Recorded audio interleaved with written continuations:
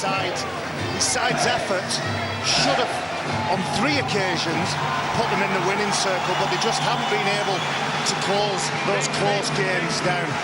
And Darryl Powell, Ryan Sheridan to his left, our right. Fabulous rugby league players in their own right, and now fabulous coaches that get their sides to play. This Rhinos side, they want to play, and I think any West Yorkshire derby is always outstanding entertainment. Let's keep our fingers crossed that that is the case. David Furner, by the way, he played under the coaching of Darryl Powell for Leeds. Furner played in the 2003 Challenge Cup final against the Bradford Bulls at Cardiff. So great friends off the field, but for 80 minutes tonight they are sworn enemies. As the Castleford Tigers get this game underway here at Headingley, Jack Walker is underneath the kickoff, and the first drive of the night from big Nikolai Oletsky. There are some collisions going to happen on this pitch tonight, and here is the very first penalty after just 12 seconds of the match. Castleford are judged to have stolen the ball in the tackle against the youngster. Well, David Furner will talk about, we've got to get off to a good start. Look at the blueprint for the success last week that Saints had. It was the strong go forward from the prop forwards. Nikolai Oletsky, Petru, they've got to come up with the same sort of game plan and get over this Castleford side, because they are aggressive up front and they know how to hit home. Kevin Sinfield, a legendary figure here at Headingley, of course very much in charge of team affairs with David Furner in 2019, building and planning and plotting for the future. Here is Oletsky again.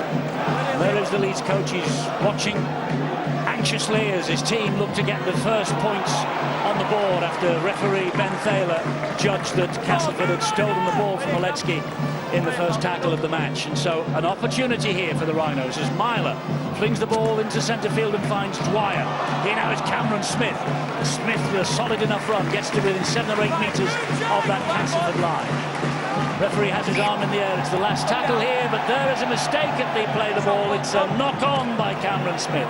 Mistakes all over the shop. And those are the fine margins. When Dave Furner talked about his side almost getting there, I think Nikolai Oletsky guilty of something similar over in the south of France last weekend.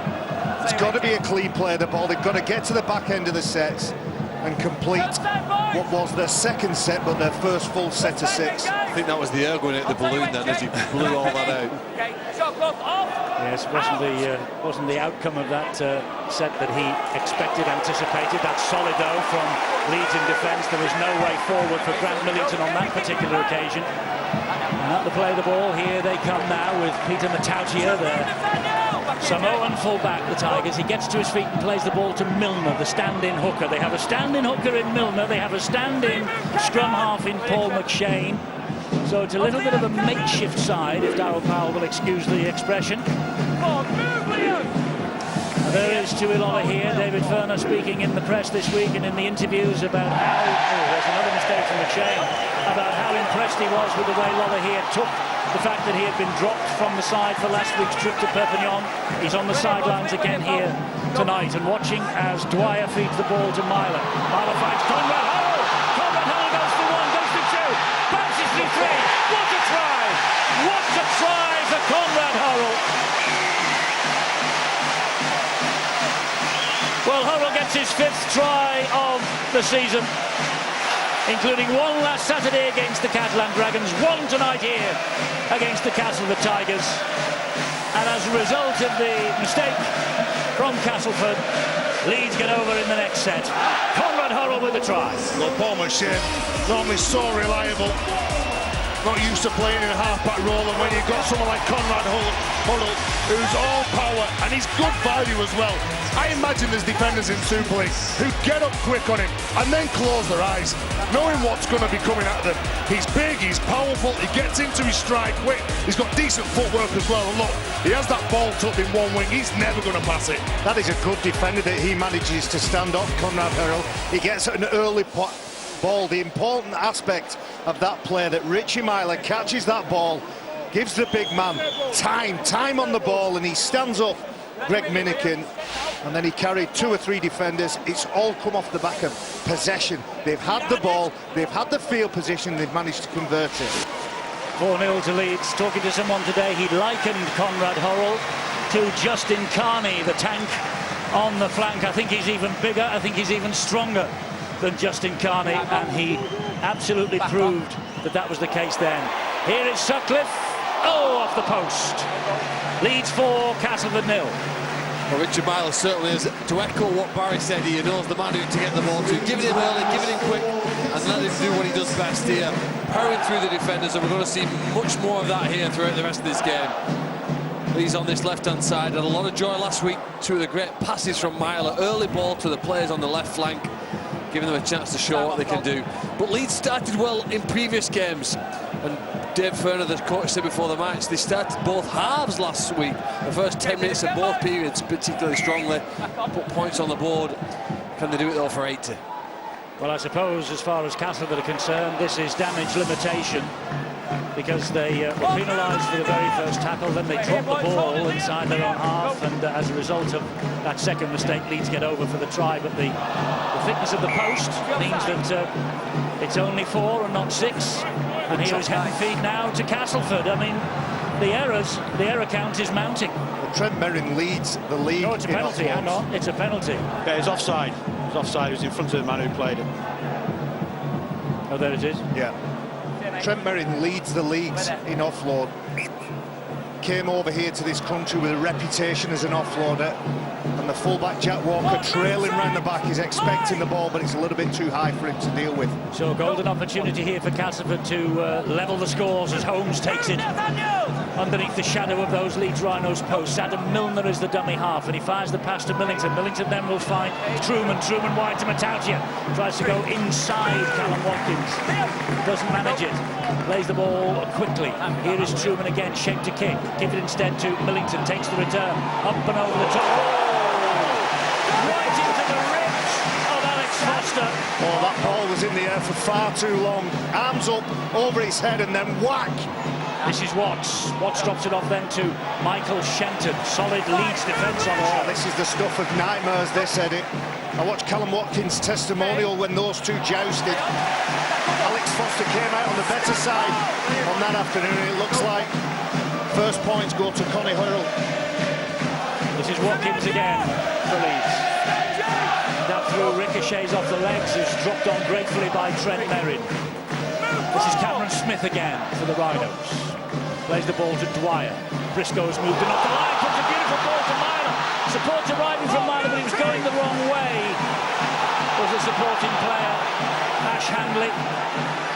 Now he's trying to follow up behind the Brad Dwyer. The missing tackles. Oh, the pass is kept in field by Hurrell somehow. 2 Super League's top try scorer, Handley. He is tackled by Grant Millington. Last tackle now for Leeds. Myler drills the ball down the line, looking for the line, only finds Greg Minikin. I'll tell you what is impressive from the Leeds side.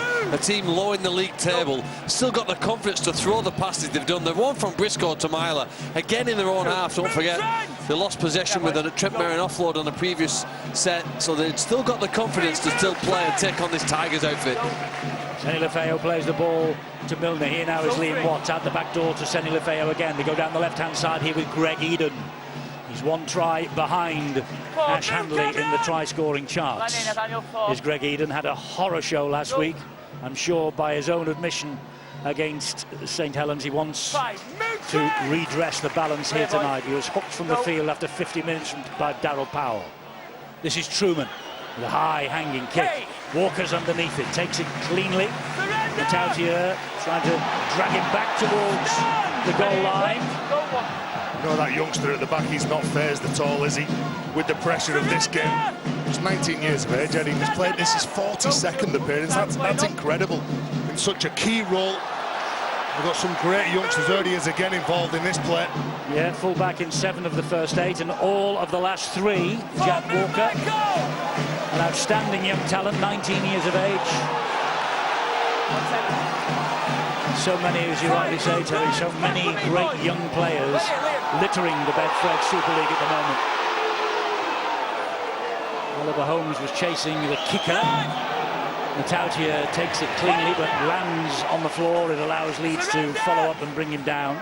Eddie, the basics of playing rugby league is make sure that you turn the ball over on your terms, get to the end of your set, kick the ball long and come up with a decent defensive set. And in that next set, that you have to do the hard stuff. You can't feel sorry for yourself. You're going to have to go through tough periods in the game and in seasons. You just got to get on with it. James Clare will play the ball there to McShane. This is Milner now. Solid hit from Dwyer. Millington will take it forward once again for Castleford, as he does each and every week when he plays. You see McShane again there, Eddie. He's now fitted into that hooking role more often than not behind the play the ball. Slight concern, I think, about McShane before the match. His left leg has got a huge black knee bandage on.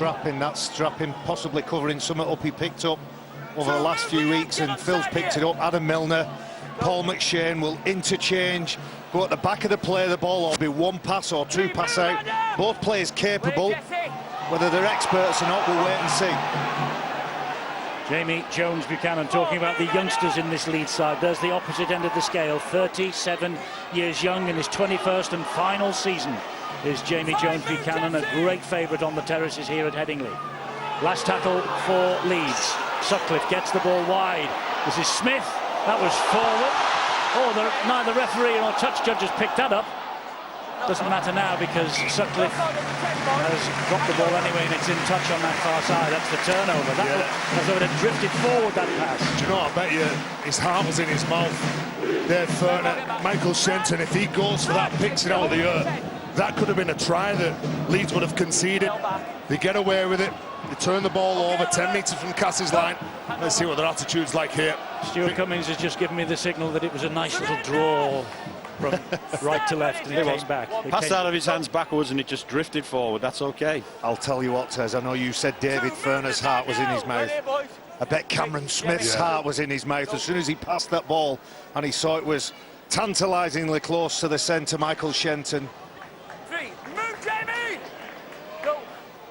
Castleford then in possession again with Alex Foster. Good tackle by Myler, helped out by Dwyer. They come down the short side again though. McShane just swats Myler away. Then there's a mistake and Leeds have got the ball back, courtesy of Watkins. He plays it quickly. Referee will bring them back. There was a knock-on, but importantly for the Leeds Rhinos fans, the Leeds Rhinos players, and it was Callum Watkins was first down on the ball. And the referee brings the players back. A little bit of hesitation in the Castleford Tigers players, but urgency in the blue and amber shirts. Okay, Paul, come here. There was something that Richie Milder didn't like with Paul McShane. Referee not happy with Paul McShane. We've gone up. I'm not sure where they got it. Just be really, really careful. Yeah, sorry, mate. And their use of an elbow off the ball. That's what it was. The forearm, I think. Sorry. He got the ball from dummy half. He's picked it up, and then he's got to wait rid of him there. Straight away, Richie Milder jumps up and he looks at the referee. Look at that! Wow. Well, that gets worse every time we see it. There might be something said about that later next week. Sutcliffe now will take it forward for the Rhinos. Watkins finds Cameron Smith. 10 metres away. Gets to his feet. Dwyer at dummy half. Here's Merrin. Merrin then to Mylan on the worst of the experience. He finds Walker. Here's Handley. That's good defence. They're trying to get him over the line, but Handley does well. The referee says it's a penalty to Leeds because there was second effort to try and push him over the line once the tackle had been completed. Yeah, that's it, Eddie. Second effort. You could see that the touchline is so close yet. And the Cas players couldn't resist by just lending that bit more weight to try and get him on the field of play. Well, 12.5 minutes gone. I don't think it is the start that Darryl Powell would have wanted this, somehow. But Leeds Rhinos, they don't look an anxious side as well. They play with an awful lot of confidence. They are, and this is Petterou. Look how close they are again, Leeds. Just a few metres away from the Castleford line as Myler has the ball in hand again. He gives it to Sutcliffe. Tries to go inside Truman with the help from Senny Lefeo and Watts. He's pulled down. Go. Merrin again, trying to dummy them to go left and then came back right. And another dummy from Merrin. 2 in the 1 run.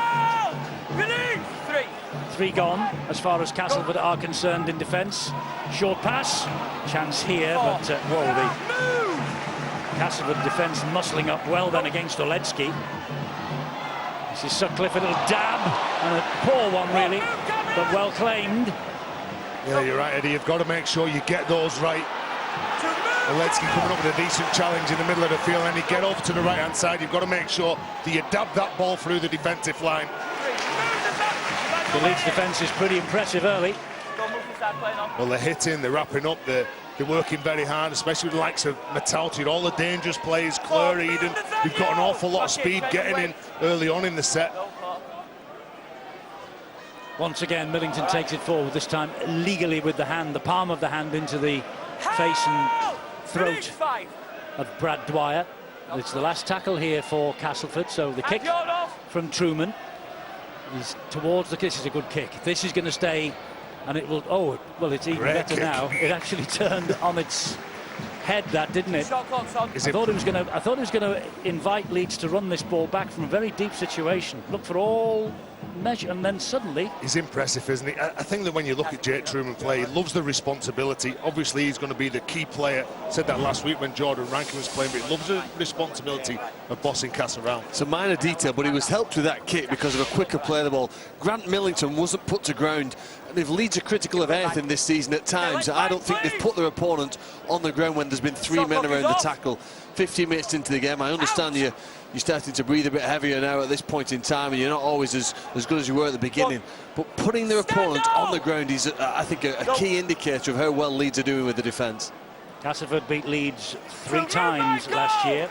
25-24 at Ellen Road, 38-10 at the Magic Weekend in Newcastle, and then in July 42-10 at the Jungle. And in fact, they've lost only 1 of the last 12 against Leeds, but it was the one that really mattered. It was the grand final in 2017. And it was a big one for Leeds to win and a big one for Cass to lose. And in this game, during the season, it's been the try scorers who've taken the plaudits, and if anything's gone wrong on the scoreboard, fans and spectators and Dave Ferner has been able to say, well, Ash Hanley, Conrad Earl, they're doing okay. But for me, Brad Dwyer has been right at the heart of everything. There's a kick, charged down, do they get 6 more? No. Wasn't charged down, says Ben Thaler, so the kick came in, and it was a bit of a bedraggled line that went for it, and Metalti was able to pick it up. And you look again, these sets of 6, these tackles that are made, Brad Dwyer will be involved in the majority of them. The number 14, he's keeping Matt Parcell out, Australian, that had such a good season last season. And his work rate and effort is a big indicator for Leeds as well. Here is a penalty for Castleford now. Hands in at the play of the ball as Clare was trying to get to his feet. You can see he's just trying to dominate him for a couple of seconds too long for the referees, like in Ben Thaler. This is Liam Watts now. The Leeds fans not 100% convinced that that was a penalty. Down the short side they go with Truman.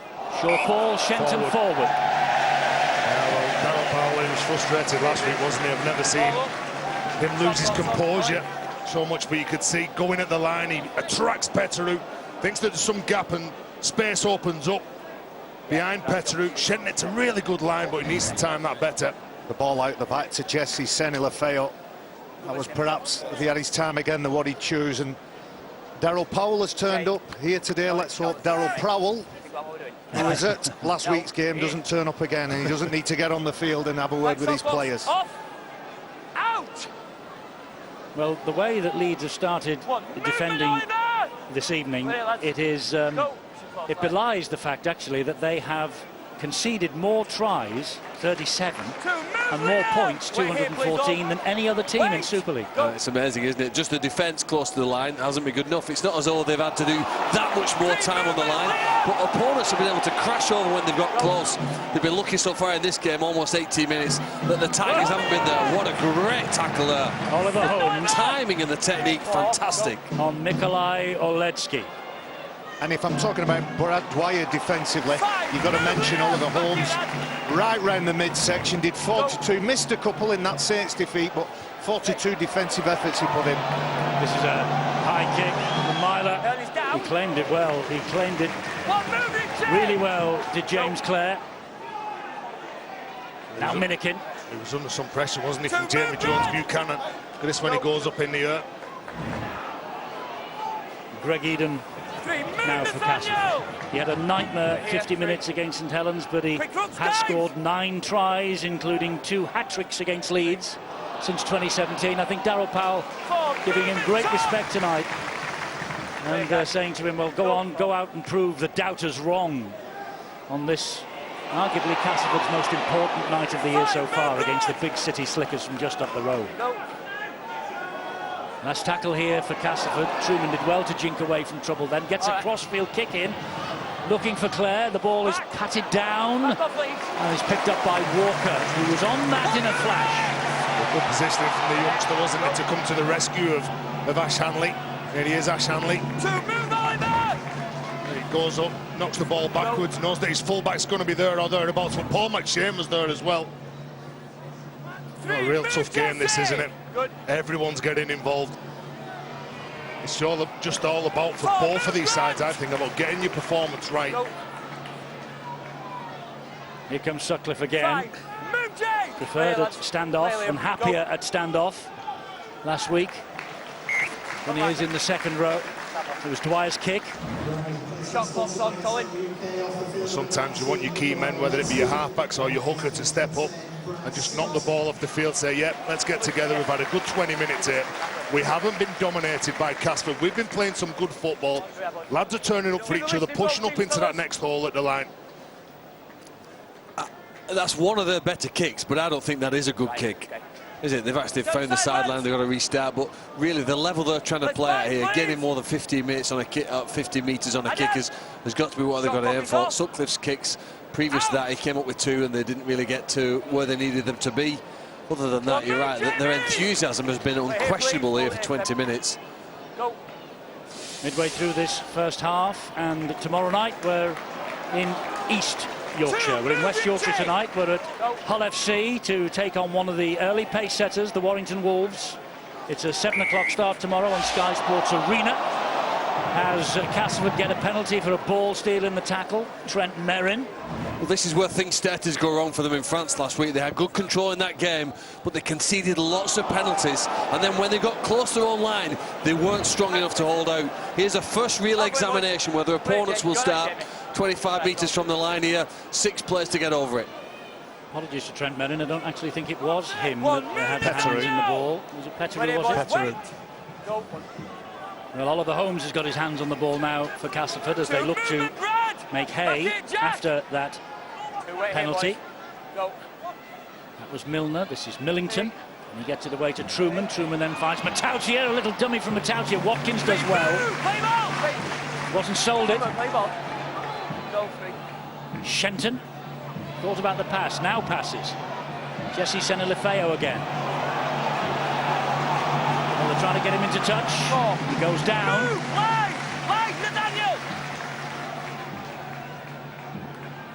And this is Truman, who finds Watts. Watts running at the line, gives it to Holmes. That's one here for Castleford. They want a repeat set at least. They might get something more. They might get something more. They will get something more, and that is Liam Watts. Although the referee hasn't given it yet. Liam Watts celebrating maybe with a try on the field. His call to the international squad announced this week. He's had an impressive start to the season. Has he got Castleford level? Well, big, powerful player, isn't he, Liam Watts? He had numbers outside him, but he spotted Richie Miley in front of him, and he goes straight at him. So he's been very good this year. Powerful player. If this is given, it'll be his 3rd in 6 games. Yeah, no for Castleford, and there doesn't look anything wrong with that. Well, you called it, Eddie. Last tackle, everybody's expecting a kick. Everybody's thinking that Castleford Tigers will want the repeat set because that's the best outcome, and it ends up in the big number 8's arms, and he sees Richie Miley in front of him, and he says, do you know what, I'm going to grab myself a meat pie, and he just has. Liam Watts then. Didn't know Barry knew Cockney rhyming slang, and I didn't even know that meat pie was a try, but anyway, I get where you're coming from. Well, this is the problem that they've had. You said, Eddie, that they're the only team to concede over 200 points in Super League this season. And this is the first time they're asked to defend their own line for 6 players. They're unable to do it. It's the reason why they've struggled and why they will continue to struggle unless they form some sort of an ability to hold out for 1, 2, 3 sets of 6 on their own line. Watts crashes over. He's been brilliant for them this season. Puts them level, possibly ahead here with this conversion attempt.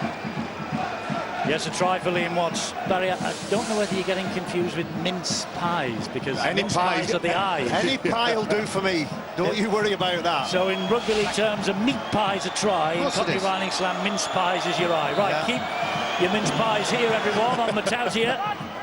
Oh, he's hit the post as well. It's a similar fate that struck Liam Sutcliffe, but it's 4-all. Well, 22 minutes gone. This has been a good game, hasn't it? Dave Furner talked about cutting out errors and make sure you sort your discipline out. Well, they didn't do that. They stripped the ball from that man. The big, powerful charger that he is. Always attracts defenders because you know he's got a decent offload. You've got to wrap up that ball. But he keeps pumping those legs, gets forward and scores that try. Well, we have just seen Peter Matauti, who's never kicked a goal before, and he hits the beans on toast at the post.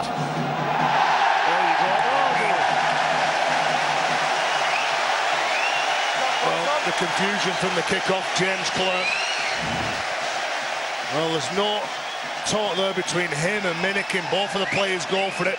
When you score a try, your concentration, your focus has got to be good. And that young man, well, he's trying to lift the concentration, the energy battles up for this Rhino side, knowing that they're close to the Cassie's line. Can they get over though?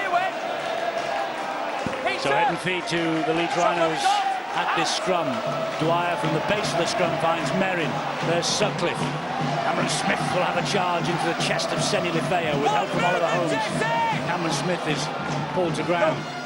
Lays the ball to Watkins. Here's Merrin again. You'd look to try and set up to the right-hand side of the post and give Conrad Huddle early ball over here on the left. Castleford very wary of Merrin. He's Super League's top offloader. This is Smith again. He's held up on his back. Held up, and you're right. It's becoming left side, and Conrad Hurrell, it's becoming the tale and the story of Leeds Rhinos' general attacking play. I wonder when we'll see Callum Watkins get a goal. Pete, get on the line. Peter. No. 10 out. Here's Myler. Gets it back to Walker. Walker finds Hurrell. Look out. Well, he's deadly from that range. Referee hasn't given it yet. There must be a threat of an obstruction in back play, and they've given no try on the field. So looking for obstruction in the build-up to this. Well, he's so dangerous, isn't he? The dummy runners going through for the Rhinos. Did he obstruct any of the Castleford defenders? Well, everything's clear to here now. Jamie Jones Buchanan, does he get through the line? Well, there you go. Stuart, what do you think? Well, he's in the defensive line, so they're going to chalk this off without a problem. Any player who's getting the defensive line and stopping the defence being able to move across, they will deem that as obstruction. So it's all right to here. Yeah, he doesn't get through the line, he stays in the line there and blocks the player coming across. And Conrad Hurrell, when he drops back underneath, that's the line, that's the defender that would have been involved in the tackle. The man who's obstructed, I think it's Alex Foster and Jamie Jones Buchanan. Well, the Leeds fans aren't convinced, but we know what this is going to be. It's going to be a red light from video referee James Child, and that was certainly more clear-cut than the one we had last week. Last Thursday at Wakefield, yeah, with Ben Curry. But this play works for him. Even if he gets through the line, and it is a one-on-one with a defender, you see how destructive he is 5 metres from the line. I think Barry raises a great question here. As Castleford go on the attack with an offload. OK, Conrad Hurrell's a great player on the left side, but they've got Callum Watkins on the right. They've had twice as much action this season out to the left centre. They need to find a way to get quality ball to Callum Watkins, otherwise he's just a defender playing over on the right. And my point is, as predictable as they were when Callum Watkins was the only option, they've split that threat on the left and the right side, and now they're only going to the left. No. Castleford in possession now with Matautia. Almost knocks Jamie Jones Buchanan off his feet. This is the try scorer, Liam Watts, in a rich vein of try-scoring form, is the prop forward, and great recognition for him in the international squad this week. Milner, another man included in that England squad. As the ball goes down the left-hand side with Truman in the air. The ball bounces, touch and goal, 7-tackle restart. It's taken 25 minutes for Castleford to put it on the head of Tom Briscoe. I wonder how long it'll be before Leeds put the ball on the head of Greg Eden. Both players have a tough job dealing with those high balls, I think it's fair to say. And if you're going to be clinical, if you're going to be ruthless, that might be the end to your set and the point that you put your high kicks. 4 apiece here at Headingley between Leeds and Castleford. Castleford needing the win to retain 3rd place in the table and keep in touch with Warrington and St Helens, who are the 2 teams leading the way at the moment. If you just dropped in from Mars, you wouldn't believe that Leeds are at the foot of the table in 2019, would you? Well, they only lost to St Helens by less than a converted try. They've had a bit of bad luck amongst some of the poor performances. 3 games by less than 6 points. They don't want another close one tonight. This is Tom Holroyd, 18-year-old prop forward, substitute in the last 2. High hopes of Holroyd in this part of the world. Horrell, they can't stop him. He just keeps the legs pounding. He gets to within 10 of the Castleford line and plays the ball to Dwyer. Here now is Myler. Myler will find Sutcliffe. Out high it goes, looking for Briscoe. Found by Watkins, gets it away. Briscoe in the corner. And the referee again will have a look at this. And they've got no try again. They have no try again. And maybe a push in the air or a knock-on in the air. Well, there you go. I said it'd taken 25 minutes for Tom Briscoe to get one and put him under pressure. The Rhinos go down the other end of the field, and Greg Eden is the man at the back waiting to collect and catch that bomb. Stuart, if the referee thinks it's no try because of a knock-on, why does he allow play to go on here? Well, it just gives him the opportunity to have another look at it, confirm what he's seen. And I think he's seeing a knock-on in the air there. It goes from Callum Watkins onto Greg Eden. Yeah, there was separation. Or was it the fact that the 2 hands came together? No, it was definitely not on. Definitely Watkins first.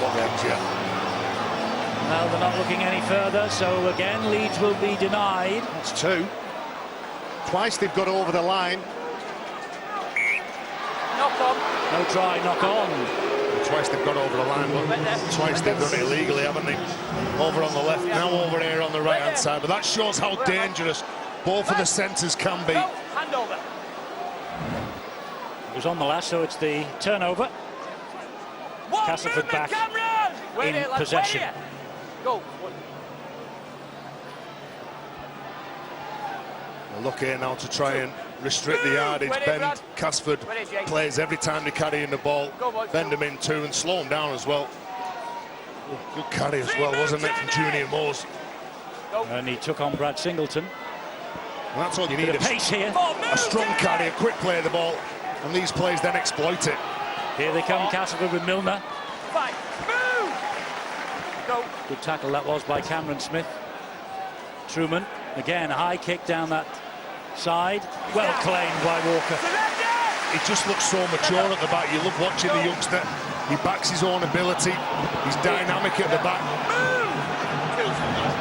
He's only looking at that ball. He's not looking at the defenders in front of him. Leeds believing Castleford had strayed offside and to play the ball, at least the supporters believing that. Here goes Watkins now. He says, I'm being starved of possession, I'll take it up from dummy half. But sometimes if Castleford overload the defence, trying to look after Conrad Hurrell, then the right-hand side, there'll be some space for Callum Watkins. Holroyd plays the ball. Whoa, Myler. Was it a high shot or was it across the chest? Whatever it is, Myler's on the deck. Well, that's just raised the levels of physicality, hasn't it? Brad Singleton with that first one. They need to control it though, Leeds, and have a full intact line when those Castleford ball carriers are coming. I think that's the right call. This is a knock-on against Castleford though.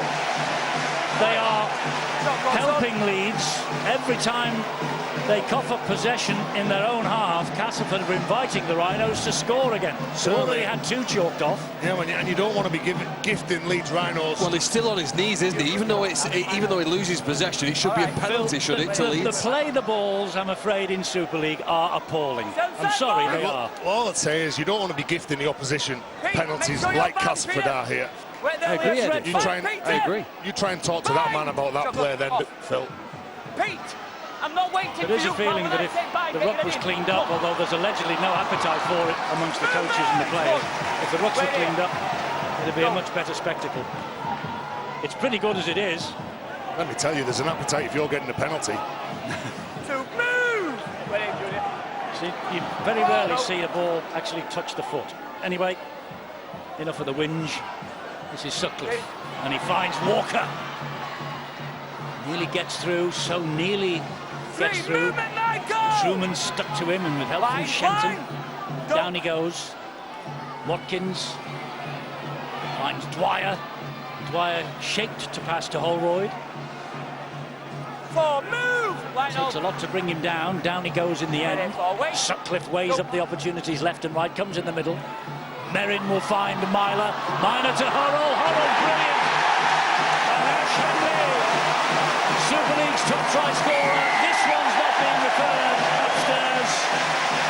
Ash Hanley gets his 9th try of the season, and those 9 tries include a hat-trick last Saturday in defeat in Perpignan. He got 2 tries against Castleford last year at Ellen Road, and he ended up on the losing side.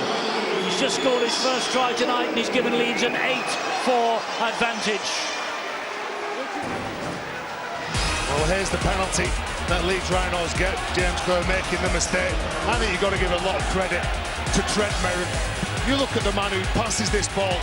The amount of times he's standing outside of the scrum or standing wide of the ruck, he delivers this pass like a halfback. The width he gets on this. Richie Myler runs onto the ball, he doesn't break a stride, and because of that, it's then he delivers an easy pass for Conrad Hurrell, and then in turn to Ash Hanley. Lethal left edge. We all know how powerful Conrad Hurrell is, and he's like a machete when he seeds into that line, but he's also got the fine, accurate scalpel when he needs to, where he just tips that ball onto Ash Hanley. I said at the start of the year, Ash Hanley will get a boatload of tries standing outside Conrad Hurrell. It will be a relief for David Ferner. His side made more line breaks than Catalan Dragons, but couldn't capitalise and score the points his side needed. Now then, Sutcliffe hit the post with his first. Oh, he's almost, and he's hit the post with the second. Incredible. You ever see 3 tries and 3 conversion attempts all into the upright? This is amazing. That was a slice, but I think it was an educated fade. Well, again, they're doing this particularly well, and Myler throwing lovely passes to Hurrell. It invites him onto it, and his decision-making has been fantastic, hasn't it? When to take on the line and when to run. Well, that doesn't swerve in. We had a 25-24 game between these two last March. Looks like, I think, Eddie, this could be equally as close. Nearly 33 minutes of the first half. Leeds ahead by 4 points, 8-4. Well, had a nail-biter this morning from the NRL. We'll probably have another tomorrow. Canberra Raiders with all their English contingent against Newcastle Knights, 6:55 on Sky Sports Arena. And on Saturday morning at 6:25, I would set my alarm for that, definitely. North Queensland against Cronulla, and that's on Sky Sports Arena as well. Actually, if they kicked off at 10 o'clock, I wouldn't be with them. I'll record it on Sky Q. Hurrell's put the ball down. Well, Conrad Hurrell, the man who's made more metres and carries for than anyone else in this Rhinos side. He comes in, he tries to play off the back of Brad Dwyer. He looks up, sees Liam Watts, he tries to readjust his lines. Late decision there, weren't it, from Brad Dwyer? He comes out, he sees that Liam Watts, typically big men, big fellas, the number 8 for Castleford Tigers, bucks the trend really, stays on for 50, 60, 70 minutes. Brad Dwyer looks out, thinks, I've got a big man, he should be fatigued, but he doesn't count on the engine of Liam Watts. Leeds leading by 4 points, courtesy of the Ash Handley try, his 9th of the season, his 45th try in 85 games for the Leeds Rhinos. And a lot of people's tip to be Super League's top try scorer in 2019. Long way to go yet. This is Junior Moores. 3 movements! Wait here, please. Okay, 3. Milner, they're 20 metres away. Castleford, they go left. And Truman, further left to Matautia, who escapes the clutches of Watkins. Lost a bit of ground, but he finds Liam Watts. Liam Watts has the ball free in the right hand, was thinking of the offload. Plays the ball, it was scruffy again. This is Moores. Oh, nice dummy. He sent Holroyd the wrong way. Oh, good tackle by Walker to stop a big man like that. I know he was helped by Holroyd. Fair play to Holroyd. He was the man who was beaten. And then he gets back and helps out his young teammate Jack Walker. Well, the play the ball was delayed, and I think that Milner thinks he might have scored here. I think Adam Milner thinks he scored. What does the referee think? No try there either. There's a warning sign if it's not a try. It could well be a try. We'll have to wait and see how close Adam Milner goes. But Leeds Rhinos consistently this year from 5 and 10 metres out look vulnerable. Well, 3 tries last week they conceded from close range, and that does Adam Milner get over the try line. Well, to me it looks like the ball's on the line. Man who's made 23 tackles already in this game. He's so alert to that play of the ball. He's so alert to what's in front of him. Plays with his head up. Is there a Rhino's hand underneath the ball? Yeah, I think there is. Well, they've got to find, or James Child has got to find, conclusive 100% proof that the on-field sufficient evidence. No try. Sufficient evidence is. I thought it was 100%. It can't be 100%, no. Well, there it is. That's the best angle to look at. It's held up. He's held up. The referee thought it was 100% that you could turn the try, this no try decision or try decision over. Sufficient is the word. Well, I put that at 100%. Evidence there. 100% is sufficient. Correct. Back here. No try anyway. Well, He backed what he saw, didn't he, Ben Taylor? so if it's 60-40, it's sufficient. It's in the Eye of the beholder. it's in the mind of the video referee. Well, James Child's convinced, and they've turned the ball over on the Leeds line. Well, can they get through to half-time with just this 4-point lead without conceding? When did they put sufficient in the rule book? I can't even spell it. About 4 years ago. Okay, fair enough. I thought it was concrete proof. 100. Anyway, there we go. There you go. Tom Holroyd came Moores over the is top. on his way. Yeah. Jack Walker made the tackle close to the line. Tom Holroyd over the top. Here we go. He's a big physical player, isn't he, for 18 years of age? And I tell you what, he got one round the chin then. And the chops. From Holroyd. Here's a knock on by Leeds. Well, closing games out, closing out of this. Closing halves out. 25 metres from your line, what have you got to do? You've got to make sure you get to your kick, you recognise what's going on. That's just a bit too smart for Callum Watkins. There's nothing really on, even if he delivers that pass. There's Castleford defenders inside. Look, you can see Senny Lefeo, Truman, Watts. He's got nowhere to go. And really, Tom Briscoe. Watkins' trailing arm that knocked the ball forward. Well, Castleford won't be complaining because they have an opportunity here with 3.5 minutes to go to the half-time siren. But Matautia being hounded down by Dwyer and Singleton. Well, red alert every time he gets the ball, Matautia. Matt Cook now. That's 2. Move! Ready, Jack! And it is a concussion assessment for Junior Moores after that swinging right arm from young Holroyd. 3 moves, Trent! Line! By the way, so they've got 15 minutes, which is a good length of time, considering the half-time is on the way. Oops. Foster loses the ball forward, and Leeds breathe the sigh of relief. A good defensive line from Leeds Rhinos. They've looked okay. And the edge plays right the way through this half of them, getting up quick, turning the ball back inside. Then Castleford looking up, they've got no options, so they're really running around, not knowing what to do. I had to watch that again to see who'd made that big tackle there. Richie Myler picked Alex Foster up, who's not the biggest of players, don't get me wrong, he's about 100 kgs, but he picks him up. Okay, let's Here, just manhandles him, albeit he's looking at the ball, Alex Foster. Oh, you tell you what, it drops him into a terrible position. A terrible tackle. Yeah, I think the match review panel might be looking at that one on Monday. Puts him into a dangerous position. This, meanwhile, is Cameron Smith. His 4th Leeds appearance of the year. He was standoff, remember, in the 22-27 home defeat to Wakefield. I think he's more at home where he's playing tonight. Walker with a run. Walker with a great run. He finds Myler. They look sharp, haven't they? All the key players for... Well, Myler went for the dance of the dying swan. They're going for 2 points here. The key players looking really sharp. Richie Myler, Brad Dwyer, Jack Walker. Brad Dwyer gets out, then it's Richie Myler, always looking to link up, then he's getting up to play the ball. You see Peter Matalji is locked in to his right leg, won't allow him to play it quickly. A bang in the face as well, Matalji.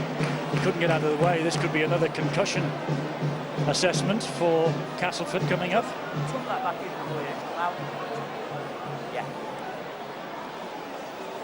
Well, Peter Matalji, he is one of those X-Factor players that Daryl Powell will want to keep on the field.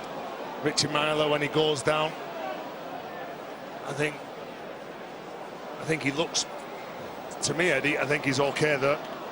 Where is the head clash? I think he's okay. He's just playing for he got a bang on the head by the boot, Barry, I think. I did think when the tackle was made, he knew what he was doing, give the penalty away. When he stayed down on the floor, we have another look at the replays. Richie Myler made the break. The tackle was made. Let's have a look. So at that point, I think he's okay, isn't he? Yeah. I think he gets a bit of a knee. Richard Myler from the tackle about 2 minutes ago at the other end of the field. Yeah, he gets the knee. He gets the knee. I think that's when he cuts his cheek. It's nothing that happens later on down on the floor.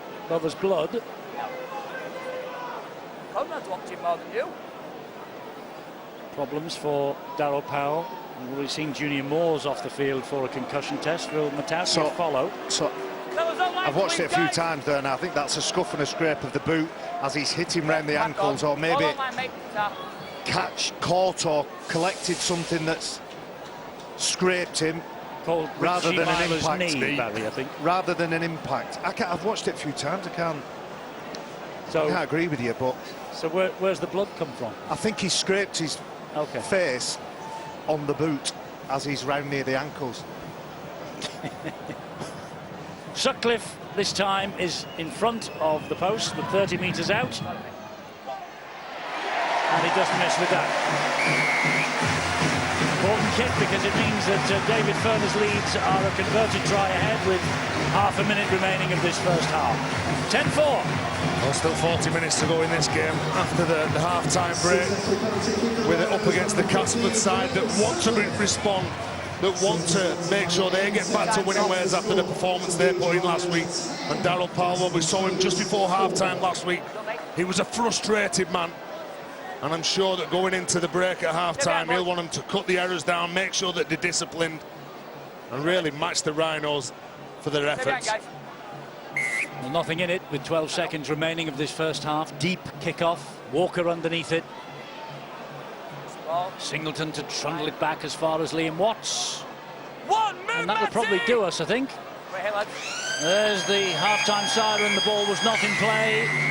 And so Leeds turn round, leading by 10 points to 4. Remember, last week in Perpignan, they led 12-0 and 16-6. They went on to lose the match.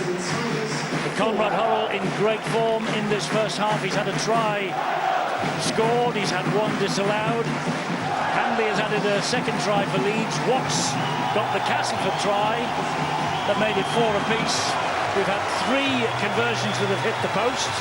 We've had 1 penalty goal that has gone in between the posts, and that's the reason why at half-time the Leeds Rhinos lead the Castleford Tigers by 10 points to 4.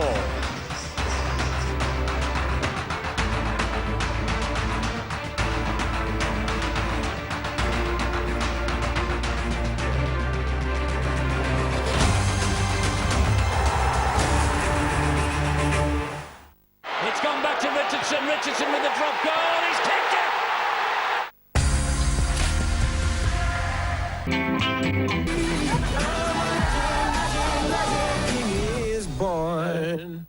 Why didn't you book your family holiday on a travel site? At Hilton.com, I get the price match guarantee, and I can choose from their 14 different hotel brands, so I get the right hotel for every member of my family. Like a DoubleTree for my cousins who love their warm chocolate chip cookies, a Homewood Suites for my uncle who likes a long stay, a Hampton for my sister and her kids, It's a lot of syrup. and the Waldorf Astoria Beverly Hills for me. But I thought your family holiday was in Italy. It is. I hear they're having a great time. Book at Hilton.com and get the Hilton price match guarantee. If you find a lower rate, we match it and give you 25%. Belong to something else. Pet Cemetery. The painting, Mr. Walker. Mr. Walker?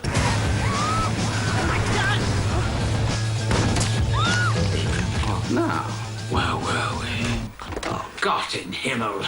Brand new Bounty Hunters. All episodes available now. It's huge. The run-in. I think it could be one of the best run-ins ever. Starting to feel a bit more nervous. Sleepless nights are guaranteed.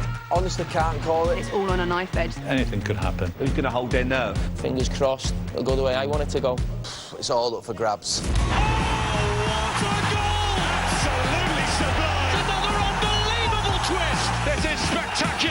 Two crunch fixtures in the title race, with Fulham v Man City and Liverpool v Tottenham, live on Sky Sports Premier League. And perhaps weave a little bit of magic.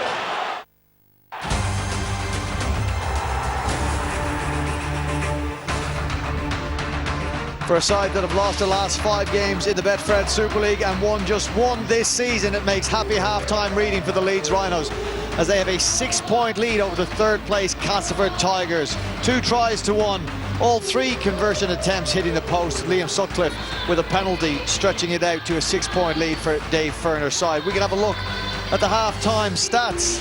Bit of a stop-start first 40 minutes. That's understandable when you consider there was 9 penalties in that first half and 12 handling errors, split 6 apiece. But as you can see, the weight of possession has been in favour of the Leeds Rhinos.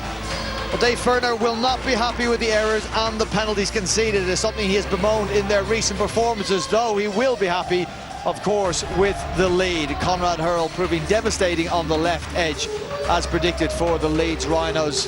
And a couple of goes over the other side of the field, though, as well. Predominantly, though, the way of Hurrell and Ash Handley. Darryl Powell will need to find a solution for that and a way back into this game. They will, though, look at a first half that hasn't gone their way, but yet one in which they trail by just 6 points. All right, welcome back to Lois Forsell. It was a game we started by previewing, by looking at Conrad Hurrell. He had an immediate impact in this game, scoring the opening try, Lois, of this half. Yeah, he's been a threat every time he's got close range to their line. He's had 1 try disallowed, but it's proving problematic down that edge for Castleford. Very difficult to know how you would go about stopping this, Lois. Well, he didn't give himself much of a chance there. I think he got caught off foot anyways from the start, so I think that's something he'll want to fix up on. But I think when you're defending against a player of that size and physicality, you want him to help your teammate out regardless. Well, Watts goes over, so it's 4 points apiece, and this was the disallowed try you referred to. Yeah. Obstruction given earlier in the play. I mean, we're saying the referee did quite well to spot it early on, and on field no try. Knock on given. This is the other side of the field. A rare excursion for Callum Watkins in the attacking mode. Knock on. Yeah, it's a tough one. I think it was knocked forward out of his hands, but then I guess it's been deemed as not enough control over the ball. Okay, this was Ash Handley's try in the match, his 9th of the season. Nice subtle pass. Adam Milner went close for the Castleford Tigers, but the half ended with a Liam Sutcliffe penalty to make it 10 points to 4. Okay, let's go to John Wells now for his first half memorable moment. John.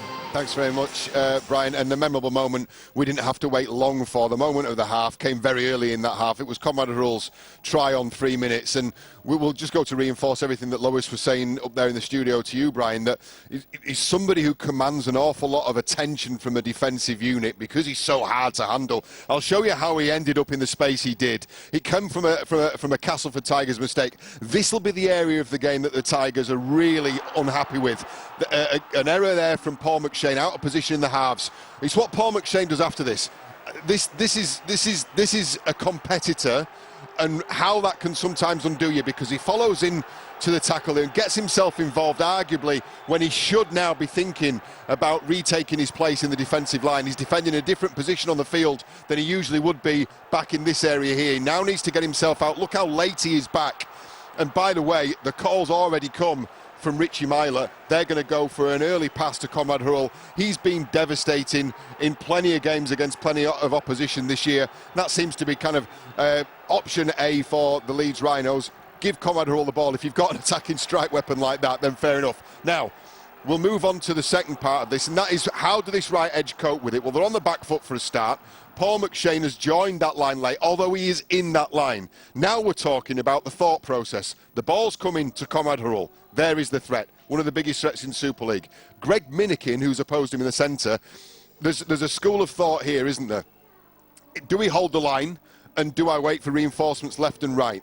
Or do I try and take time away from him so he's not going to get a head of steam up when he gets the ball? So he's gone for the former, try to take the time away from Conrad Hurrell. Either way, he's got to make good initial first contact.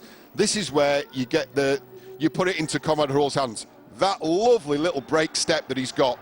Wrong foot's Minikin. The rest of it, I'll leave it at this pace because I'll show you the amount of tackles that he runs through. 20 metres here, 1, 2, and the third player, Peter Matautia, over the line again through James Clare for a second time. He is a monster in possession, but what he's showing, which perhaps we didn't appreciate, or I certainly didn't appreciate at the start of the season, that he's not just a ramrod. There's some real subtlety that we saw with Hans Swash Hanley for Leeds' second try, and also that lovely little break step, that shimmy, which detracts from the amount of initial good contact a defence can get. A moment and a half belongs to Conrad Hurrell. The half belongs to Conrad Hurrell, arguably. Yeah, thanks very much, John. Greg Minikin and James Clare will have to come up with a solution for that. I want to talk to you about Richie Myler and two particular incidents, one in which he was the offended, the other in which he was the offender. Let's look at it. Paul McShane, elbow on Richie Myler. Unsurprising, uncharacteristic for Paul McShane. Your thoughts on this? I just think that's a bit of frustration. I think, like I just said there, he's a competitor, isn't he? And I think the opening 10 minutes probably didn't go the way that he wanted them to, and through wanting to just get back on the front foot and get a bit of aggression into his game, he just went a step too far. OK, the guys highlighted in the commentary a tackle involving Richie Myler and Alex Foster as well. Foster off the ball. Again, talk us through this, Lois, from the player's point of view. A dangerous position for Foster in the end? I think in the end, yeah, I think it's obviously great initial contact by Richie Myler, but yeah, he's gone in too far, and I'm sure that'll be reviewed later on in the week. All right, we will see. OK, tell me how this goes. Your Leeds Rhinos have got a 6-point lead at half-time. The Castleford Tigers haven't played well in the last first 40 minutes, but are still very much in this game. How do you see it unfolding? I think we've seen Leeds going ahead at half-time before. I think that ultimately the team that is going to cut out and eradicate those penalties and those errors are going to manage the game a lot better. I think Cass started off slow for the first 20, managed to find a little bit more form, but ultimately the team that cuts out them errors and has a bit of a better kicking game. I'm not sure Leeds have capitalised on that yet so far, and it's definitely an area that needs to be improved. Yeah, it's a great point that the last tackle plays, especially from the kick, have been poor or average at best for the Leeds Rhinos, who will be cleanest in the second half. Tidy up the penalties conceded, tidy up the errors, and they may get 2 competition points in the Betfred Super League. At half-time at Emerald Headingley, it's the Leeds Rhinos. 5 games have lost, but they have a 6-point half-time lead. What have Darryl Powell and the Tigers got in response?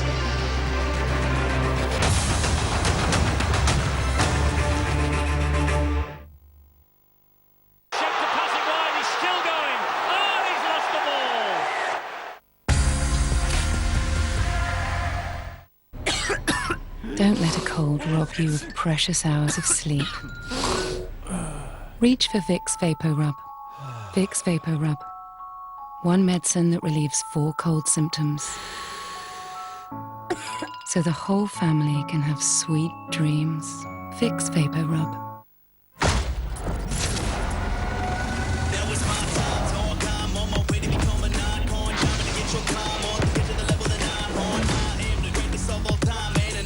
The hunt begins.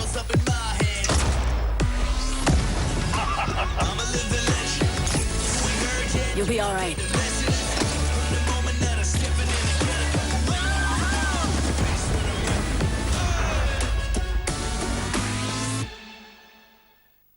Those your first 4 scorers? All right, special one. You pick 'em. You pick 'em. You pick 'em. You pick 'em. Ah, challenge accepted. Brain cells, current prize money? 200 grand this week, Hunch. Score a stats, Hunch? It's Hunch time. 1, Fabinho. 2, Vardy. 3, Sterling. 4, Harry. Kane, heed your hunch with Betway's Fortascore for a chance to win 200 grand this week.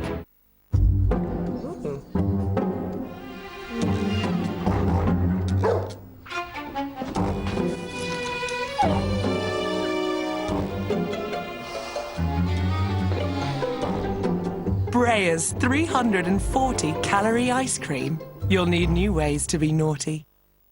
Enjoy hundreds of slot games at 32red.com, including favourites like Immortal Romance and Thunderstruck 2. And big-name games like Highlander, with a jackpot of over £500,000. Play online, on mobile and on tablet. Get £10 free when you join 32red.com, where you're the big deal. This April on Sky Sports, get ready to witness some of the best sporting action from around the globe. Okay, I made it at my mama's house. Grown man days now. Different walk with the mission at the same now. I'm making history, baby. Yeah, we making history, baby. We making history, baby. Yeah, ain't no mystery, baby. It's just history, baby. April on Sky Sports. Feel it all. Now available on demand. When you play the Game of Thrones, you win or you die. Game of Thrones, every episode available now with the Ultimate On Demand pack. Find out what happens in the next chapter of the F1 World Championship. The Gulf Air Bahrain Grand Prix starts tomorrow, live on Sky Sports F1. Here's your moment. Takes it cleanly.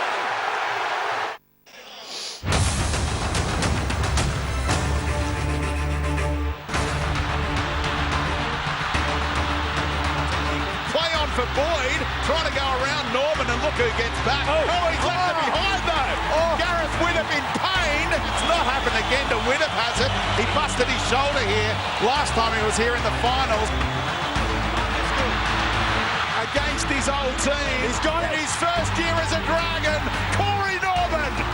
Big moments. Big player. Wins it on the bell. So drama all the way in Brisbane this morning, and there is more NRL to come live on Sky Sports this weekend. Tomorrow at 7:05, the Canberra Raiders take on Newcastle Knights. 6:55 on Sky Sports Arena. Earlier on Saturday, 6:25 for North Queensland against Cronulla on the same channel. Half-time here at Headingley. The Leeds Rhinos leading Castleford by 10 points to 4.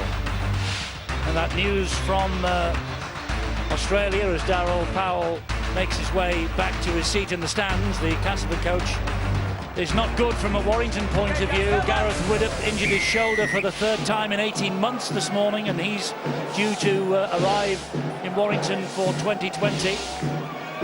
So we shall have to wait and see what happens there. I'm sure there'll be some anxious phone calls to the other side of the world from the Warrington Wolves over the next 48 hours. Meanwhile, it is Castleford who begin this second half. Trailing by 6 points, very much not out of it. Leeds have been the better side, but they have had 2 tries chalked off rightly by the video referee, and the Tigers are still in this. Yeah, fine margins. This Cast side are never out of it. Especially when that man behind playing the ball, Paul McShane's on the field, just directing his troops what he wants from them. Both sides' completion rates not quite good enough in that first half. Let's see if there's an improvement in this second. Truman's high kick under pressure from Dwyer finds Walker, who so far tonight has been as safe as houses underneath the high ball. Here now comes Tom Briscoe, the Leeds winger, is making his 39th consecutive appearance here, and in some try-scoring form, 4 in the last 4. Walker again with a good run from dummy half. Liam Sutcliffe waits. Just looking for that quick play of the ball, Eddie, to exploit. Merrin. Gets over the halfway line just for Leeds. Well, at the end of this set, we're going to probably see a kick. Castleford have got a new fullback. Callum Turner's come on now, hasn't it? Peter Mateta in the line. They're just trying to decide where this kick's most likely to go from Myler. Again, to that favoured left touchline. He did it repeatedly last week against the Castleford Dragons. It seems to be what they like to do at the end of sets. He's got a very good long and short kicking game, hasn't he, Richie Myler? Spots that space, kicks it off the field. I know we're just coming up to 2 minutes into the second half, but it's all about the game control, the management, where you want to play the game. Well, while we wait for this scrum, let's go to the sideline, because Bill Arthur has got news of what was said at half-time. Eddie, Dave Furner, the Leeds Rhinos coach, pretty satisfied with that first 40 minutes, but one or two areas where there's room for improvement. In particular, cutting out the errors and stop giving away soft penalties, making the most of the opportunities that they've been presented with, and just try and make more yards when they're bringing the ball out of defence, that they can do better in that particular area. And Darryl Powell, for his part, says there's plenty of room for improvement from his side. The first half completion rate just not good enough. Too many errors. They've been giving away cheap penalties as well. They can run harder and be more competitive. That's the view of the Castleford Tigers coach, but neither of them obviously feeling that this game is beyond them. And Dave Furner, by recent standards, I think pretty happy with the way his side have shaped up. As the ball again goes down that right-hand side, it's palmed back into the arms of Walker. They did incredibly well then. Leeds Rhinos said that when that ball goes up, there's a mistake made. I think it's by Ash Hanley when he's contesting the ball and picking up on Phil's point. Richie Myler, when he places that ball on the end of his toe, he collects about 15 or 20 metres, puts it over the sideline. It's not allowing his side to build pressure. They'll want to put it behind the line and get some repeat sets in the second half. Try and make Castleford Tigers double up on the defensive efforts. Cameron Smith is tackled on tackle number 3. Now Dwyer will have a scamper from dummy half. It's a great run from Dwyer too. Is he erratic halted by Holmes. His erratic play so dangerous, isn't he? Jamie Jones Buchanan on the sideline. He has been replaced by this man, I think, James Donaldson. And Myler hoists the kick high again. Now then, here is a tester for Callum Turner. He's up to the mark.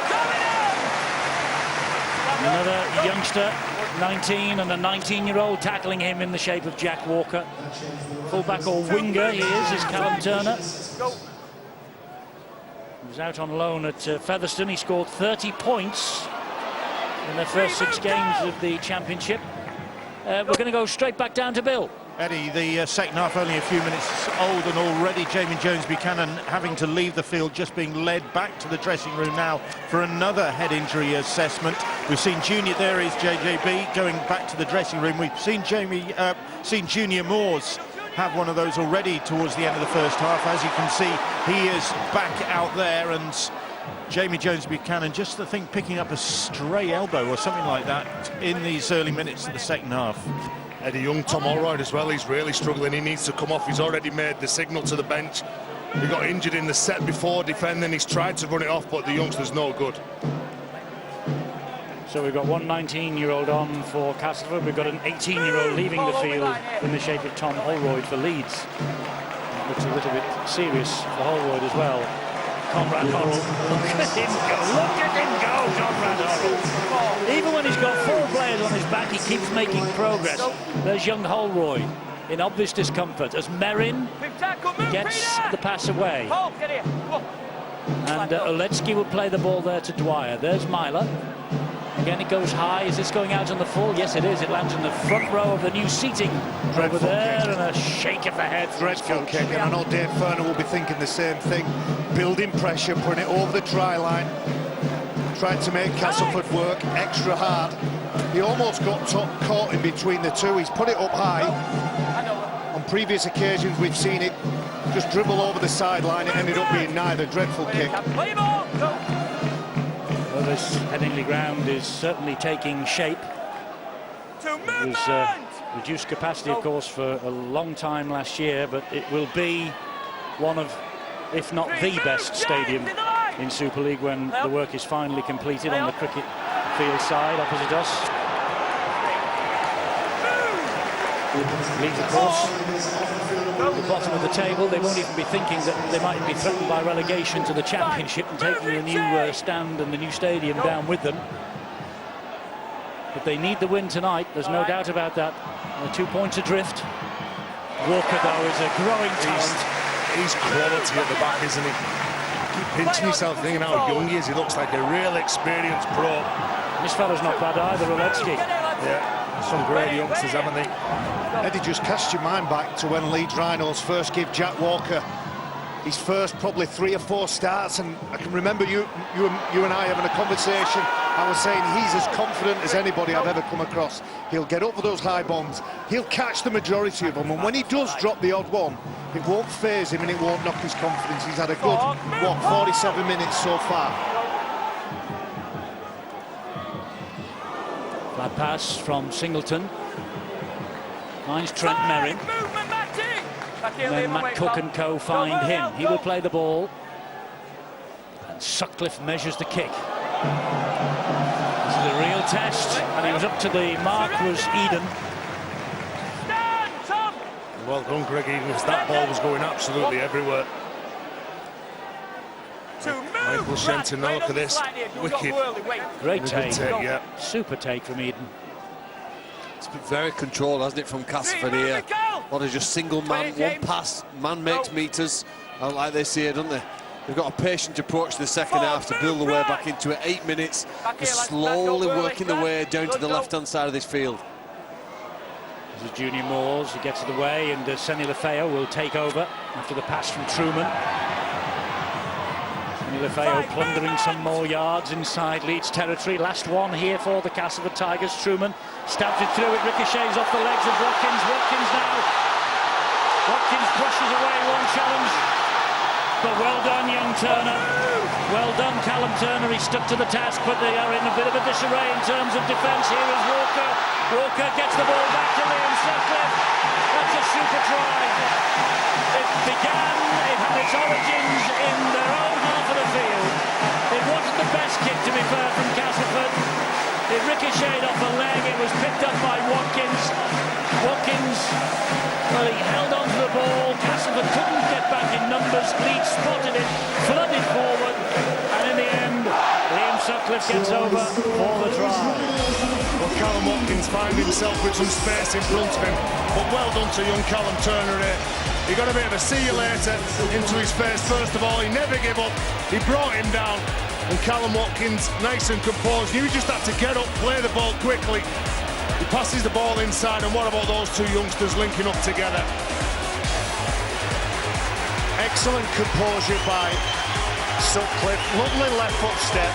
Stays in the frame, Sutcliffe. When he passes that ball, he stays alive, and just in case Jack Walker doesn't go for the line, doesn't plough his head down and bury his way. It was a long distance. He comes back on the inside. Wonderful transition. Transition, a key focus and a key word for any David Furner side. It looks like Cameron Smith is going to take over the kicking duties. He is indeed. He has the tee in hand, and he's going to have a kick at goal here.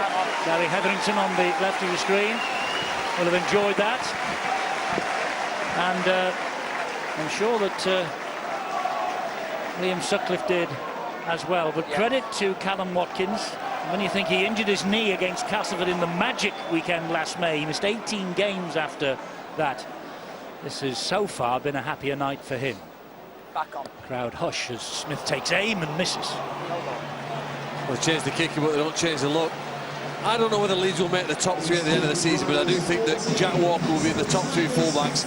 His composure here to create this try is absolutely brilliant. It reminds me of a young Yestin Harris who played fullback for Leeds here a number of years ago, with his ability to change direction so easily without losing speed. Changes the play and almost opens the gate there for Sutcliffe to run through. 14-4 Leeds then, 10.5 minutes of the second half gone. It's not over yet. Castleford have a comeback in them. but you get the sense tonight Leeds have the sniff of a victory. They look a different side, don't they? They've been so close on so many occasions. A short turnaround, perhaps not able to analyse properly that Perpignan defeat. They've taken away the positives. It was a tough and compromising run from Brad Singleton, who fights hard to play that ball as quickly as possible. And the referee, Ben Thaler, blows the whistle, gives Leeds Rhinos 25-30 metres upfield. And so they will begin this set inside Castleford territory. This is Dwyer. Merrin will cart the ball forward. Again, Trent Merrin, Super League's top offloader so far this season, by the way, Trent Merrin. Taking over from where Adam Cuthbertson has left off. Dwyer in centre field, gets it to Merrin. Merrin then will find Myler. Myler gives it to Walker. Exciting young player, Walker. This is Donaldson now. Donaldson straightens it up. Making good progress towards the Castleford line here. With Dwyer. A little dummy from Dwyer, gets the ball away. Great pass from Dwyer. Good try from Merrin. Dwyer created it. And look at the delight on Trent Merrin's face. 7 caps for his country, Australia. 13 times he's played for New South Wales. First of a 4-year deal. From Penrith, he won an NRL Grand Final in 2010 with St George Illawarra. At the moment, the wrong end of the table, but Merrin is here to win trophies. Excellent work from the bubbly Brad Dwyer. He's literally involved in everything, whether it's in attack and defence. He has a look on the open side, goes to the short side, and even though Trent Merrin has the presence around him, there's a defender, Matantia, puts a bit of a collision on him, he stays in the frame. And Trent Merrin has had some questions asked of his loyalty to the club. Is he going to stay? Is he a blue and amber player for this season and beyond? Will he go back to the St George club and play in those colours? Well, when he's on the field, when he's running hard, tackling hard and doing his best for the victory, that's where he'll do his talking. I think he tried to answer a few of those questions then with that celebration of his try. Trent Merrin, only his second of the season. But here is Cameron Smith again. He finds the mark this time. Is that the decisive blow in this match? Leeds lead by 20 points to 4.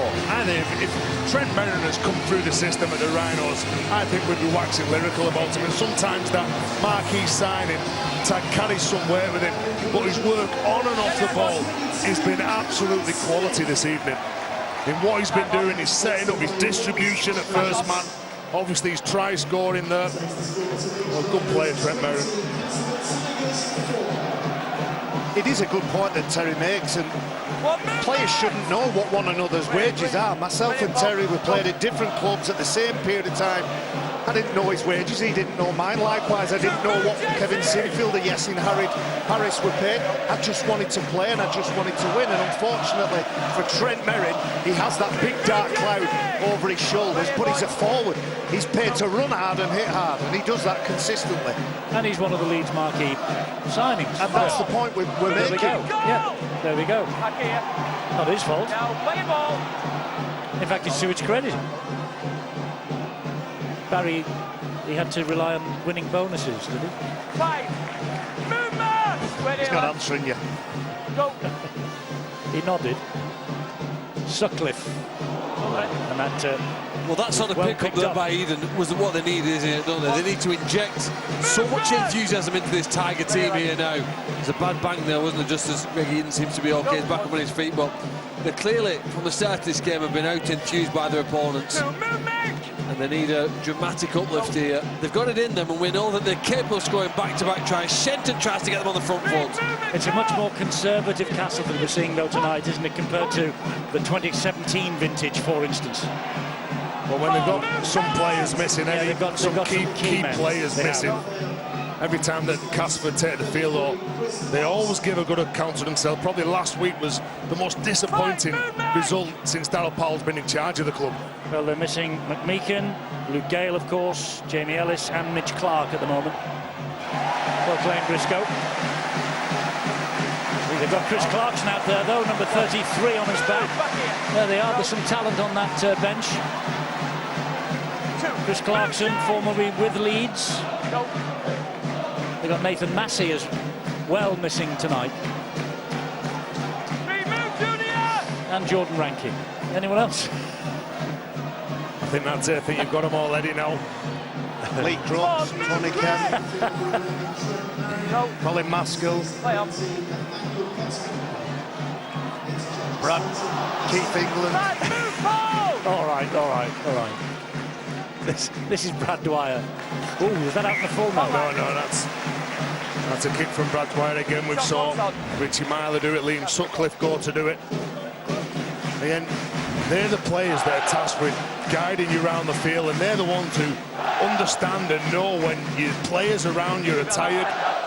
And Brad Dwyer just thinking, no, let's get it off the field, get to the scrum, and come up with a defensive set of 6. We've mentioned the Castleford problems injury-wise. I think Bill's got news to redress the balance of Leeds. Well, it's positive news for Leeds by the look of things. Just Tolton Holroyd, who came hobbling off a short time ago, has had the right ankle heavily strapped. There he is on the sidelines. He's just had to run up and down the sidelines under the supervision of the physio team. I'm not sure if he's proved his fitness to return, but he's looking as though he might be able to come back, as is Jamie Jones-Buchanan, who has just emerged from the dressing room after his head injury assessment. Trent Merrin is off having a breather, nothing untoward in that. So busy on the sidelines. This is first knock on, Eddie, from Leeds Rhinos. Knock on, yes. He almost got there, didn't he? Richie Myler snaked that arm out, tried to tap it up. It's a very, very difficult skill, isn't it? Interception. Let's play it through, we're going to get up. Shot clock's still running, guys. Brad Dwyer now, he's got to get up. The scrum clock is on. Right, okay, wait there, please, Peter. Or was he down? 10 seconds. No, the scrum clock is on, you're right. Please! Shot clock is off, Colin. Out! Well done, Pete. Well done, boys. Good listening. Just made it in time. Castleford, of course, looking down the barrels here of a third win in their last 4 games. And they got Wigan next. Well, he needs to be smarter than that, doesn't he, Brad Singleton? Did I say win? Third defeat in 4 games, sorry. Well, they got Wigan next, is what I'm trying to say, so it doesn't get any easier for them. Another team at the wrong end of the table. Go. Oof. Cook, big collision. Well, picked out Brad Singleton straight away, didn't he? Both of those players not moving. Chances here for Castleford. As Matautia does well, he beats a couple then. And Matautia for the line. Oh, the ball pops up and is then picked up. And it's a knock on. McShane thought he'd got over for the try. Referee's just taking advice from the touch judge. It's knock on, and it's Castleford's head and feet. Well, he's got a decent offload, hasn't he, Matautia? And the hand stuck out there. I think it was by Callum Watkins, who makes the play for it. You can see Paul McShane, if he picks it up cleanly, there's a chance that they can have a look and maybe ask the question, but he fumbles the ball, Paul McShane. Little legs of his couldn't get down low enough. Here is young Turner, looking to make a real name for himself. Jamie Jones-Buchanan will not be back tonight, we're told, as Matt Cook keeps hold of it for Castleford.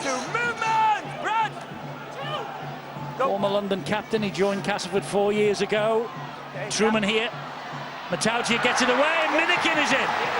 Greg Minikin for Castleford. Gives them hope. With over a quarter of the match remaining. They're back within 12 points, kick to come. Greg Minikin with the try. He's 24 years of age tomorrow. He's in the England night squad announced this week. What a great week for him. Well, they get another set of 6 here. Watkins sticks his arm out, they go back to the right-hand side, and Conrad Huddle, he's got a more communication with Richie Myler. You can see both of those players coming together. He bites in on Matautia, knowing how dangerous he is, which opens up that space for Greg Minikin outside of him. Have a little look. All he's got is eyes for Metaltia. Makes the wrong choice, and there's the space. That's a great shot of the system that Leeds Rhinos are playing to. They're going up and out, and it only breaks down at the point where Conrad Hurrell, as Tez has said, he bites in, so he's not trusting the players coming from the inside. So gap is opened, space is created, and 4 could potentially be 6. Yes, if Callum Turner can find the mark, and he's certainly got the talent, and he's certainly got the range, and he's certainly got the distance, and that is a great kick from Callum Turner. So they are right back in it, only 10 points adrift now. Paul McShane wanting 1 more goal for his 50th of his career. Says a lot about his injury on his leg. Well, it's a great kick again by Turner as we see Minikin slide over. Callum Turner did similar when he played for the Castleford side against Warrington last year at the Hallowell Jones Stadium. It was a dramatic and remarkable victory for the Tigers that night. And it just could be here. Just less than 20 to go. The Tigers chasing 10 points. When you're ready, Jack. Indeed so, and I wonder what's going to happen tomorrow at the KCOM Stadium. That's where we will be. Hull against Warrington. We'll be there at 7 o'clock for the 7:45 kickoff.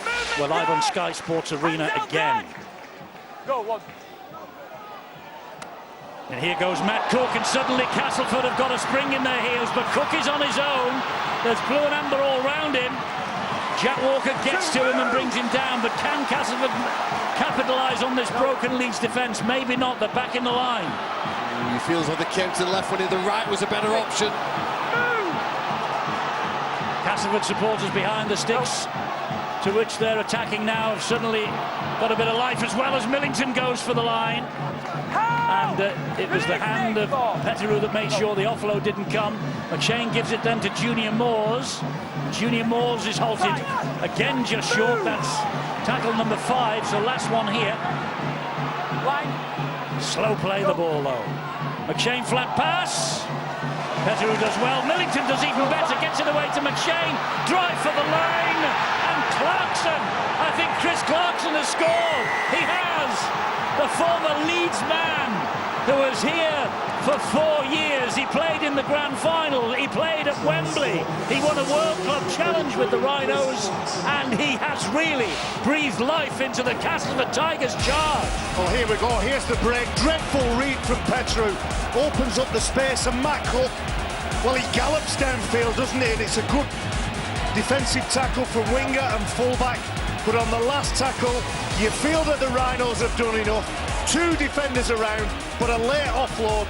And the man who played his junior rugby league just down the road at the amateur club, East Leeds, scores a try for Castleford Tigers against his first professional club, the Leeds Rhinos. And the extras have been added by young Callum Turner, and Castleford are right back in it now. 20 points to 16. Leeds have been in this position so many times this year. They've been ahead, they've been coasting. They must be worried now. Well, Eddie, I said at the start of the game, 3 out of the five last games that had been in control on the scoreboard in the final 20 minutes, and now all of a sudden they've conceded 2 tries in the last 3.5 minutes. They have 2 tries. They're wobbling. 2 tries, 3 minutes. Well, we'll find out whether the video review sessions and the lessons that they claim to have learned from the previous matches this year have actually stuck here. They're playing against a pretty good team with the tail wind strongly behind the Tigers right now. Here comes Alex Foster. Conrad Hurrell in with the challenge, pushes him back. Your better Leeds player won't be flying past the man who's about to carry the ball. They'll keep that line intact.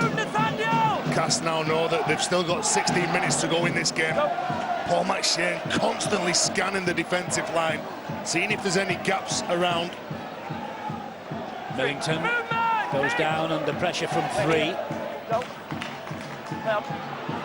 Petteru was offside, not standing square. McShane knew that. So clever, isn't he? Paul McShane. He gets out from dummy half when he knows that the markers aren't set, and Petteru, well, he just takes the option of going for that man, knowing how dangerous he is. He's an intelligent rugby league player, Paul McShane. As Tess said, he knows what he's looking for. He knows his players are starting to win the ground a little bit. Bill sent the message up that Darryl Powell just simply wanted his players to run harder. And you feel in the last 2 or 3 sets, that's exactly what they've done.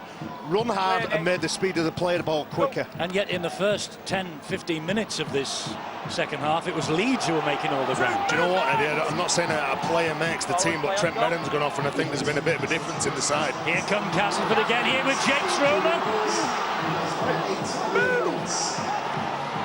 So close, Clarkson gives it to McShane again. He then drops the ball off to Matt Cook.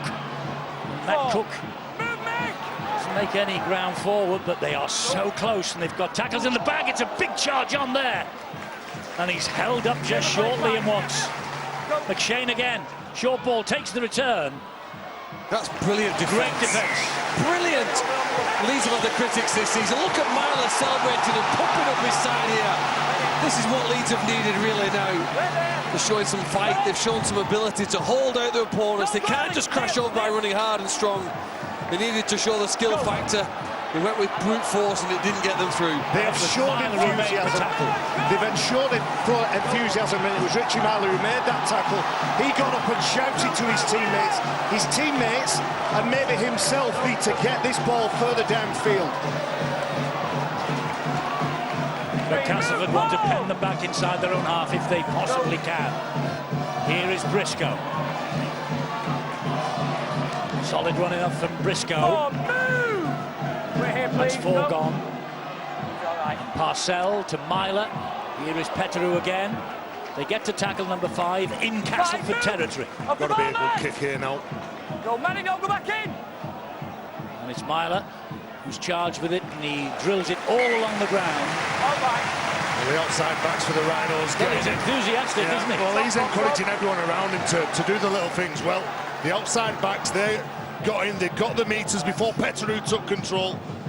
And then Richie Myler knows that they're in a contest, knows that this Castleford side are just nipping at the heels now, with 4 points behind. I think he's the Trent Merrin is off the field. As you can see, he's got a bit of ice on that left thigh. Richie Myler, I think I'm right in saying he's the Leeds Rhinos Player of the Year 2018, and he got a recall into the international setup after a 5-year exile back end of 2018. Been ignored this week. Maybe has taken the field tonight with something of a point to prove. Yeah, totally agreeing. The same with Paul McShane as well. Both of those players up against each other, started as 7s in this game.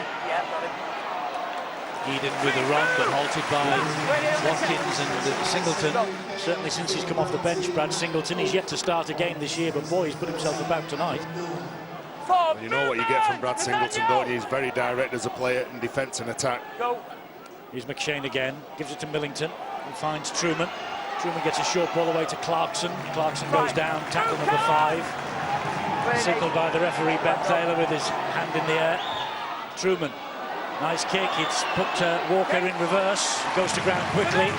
There's a big difference at the end of sets. When Castleford are putting those kicks in, they're making more meters. They're putting the kick high, making it a contest. And then off the back of that kick, they're able to do this in defence. Leeds Rhinos putting it over the sideline. Not a big fan of it, not a big lover of it. Well done, Ben Thaler, waving play on there. Totally agree with you, Eddie. The ball was played into the Castleford man. Had to play the ball. Play on. Good shout, Ben. Well, they're finding it difficult here now. Look, Castleford are really revving up in defence. This is the man they've got to stop, and well, I was going to say they have done, but he gets a great offload away to Parcell. And it was McShane with the tackle. Here is Myler. Now Sutcliffe with a kick, he punches it downfield. It would have been, had it gone to the sideline, a possible 40-20. As it is, it just runs over the dead ball line. That was a big gamble from James Clare. I know that they get 7 tackles Is Merrin coming back? Well, I'm sure that Dave Ferner would love to see Trent Merrin back on the field. They just needed that distance then. I think they struggled for meters. They couldn't get far enough away from their own try line, but to go long, concede 7 tackles, I think they'd be quite happy with that. Eden dumped to the ground by Sutcliffe. Truman. Infield it goes to Callum Turner. He hasn't looked out of place, has he, since he's come on the field in the second half? He's looked very confident. His kicking helps as well. Liam Watts. Great run from Liam Watts. It is a more mature Liam Watts we watch these days. Got the fire, but got the calmness as well. Shenton. Liam Watts was in the international squad this week. Millington gets the offload away to Turner. Turner tries to step inside. Important challenge that was. Donaldson. Turner looking for a penalty. Here's Matautia, dabs it through. Try! And what a try from Alex Foster! What a try! I'm convinced he's got this down. There can only be a slight question mark about whether he was onside. How quick was Alex Foster, who began his career here at Leeds in 2013, with 9.5 to go, has he levelled the scores? Well, you've got to play what's in front of you, don't you? Alex Foster is on the right-hand side, top of the picture there. He's okay, he's onside. I think he gets this down. I'm with you, Eddie. Alex Foster against the team that started him off in his professional career. Yeah. Got to give a big pat on the back to Grant Millington as well. His offloading game is really causing Leeds Rhinos some problems. They get this field position. He takes 2 meters here off Hurrell. I know Hurrell had to turn. That's a try. That's a try for all money, and Castleford a level. And what about the kick from Matautia? And how about the kick now for young Callum Turner when this goes green? 20 points apiece. Castleford have clawed their way back. They were 20 points to 4 down after 52 minutes. Here we are in the 70th minute. The scores are level. What a clutch moment in this match. Matautia puts the kick in. Alex Foster, who's a huge lesson to any rugby league player in this Stevie Ward era of Leeds Rhinos academy players, was overshadowed by every man and his dog in those teams, but took the long route round, played at places like London Broncos, worked hard and toiled, and came to Castleford Tigers on trial, Eddie, let's not forget. Massive kick. Oh, he's missed it, the young man. Well, he's kicked brilliantly, and he had the moment there to put Castleford ahead for the very first time. Yeah, he just wants to add to the drama, Eddie. This is what we want here in the last 10 minutes now. 20 all the momentum and the confidence behind this Castleford side. David Furner's hoping here now. They're out on the field. He's got people who are calm enough here now that when they get position are able to do the right things that they need to do to get themselves in position. Looks like we're in drop goal territory now. Yes, we might even be heading for extra time and golden point. We shall see. Canberra, Newcastle in the morning from the NRL, 5 to 7. Sky Sports Arena, Saturday, 6:25, North Queensland, Cronulla. Here we've got a dramatic night unfolding at Headingley. 20 points apiece. Castleford trundling forward again with Liam Watts. Over 50 metres in 3 tackles. McShane at dummy half, gives it to Milner. They're inching closer. Now they're going to go down the middle again with Millington. Yes, they are. This is the last. Now then, there's Jake Truman there, Milner's there. I don't think they're interested in the drop goal yet. Here is Truman. He just plonks it here on the line. Oh, it's claimed in midair. They keep the movement going. Off the foot and straight to a Leeds Rhinos jersey. Well, you're right, Eddie, not even setting up for the 1 point. They were still going for the try. Cameron Smith was the man. We saw a great game this morning, didn't we, in the NRL with St George.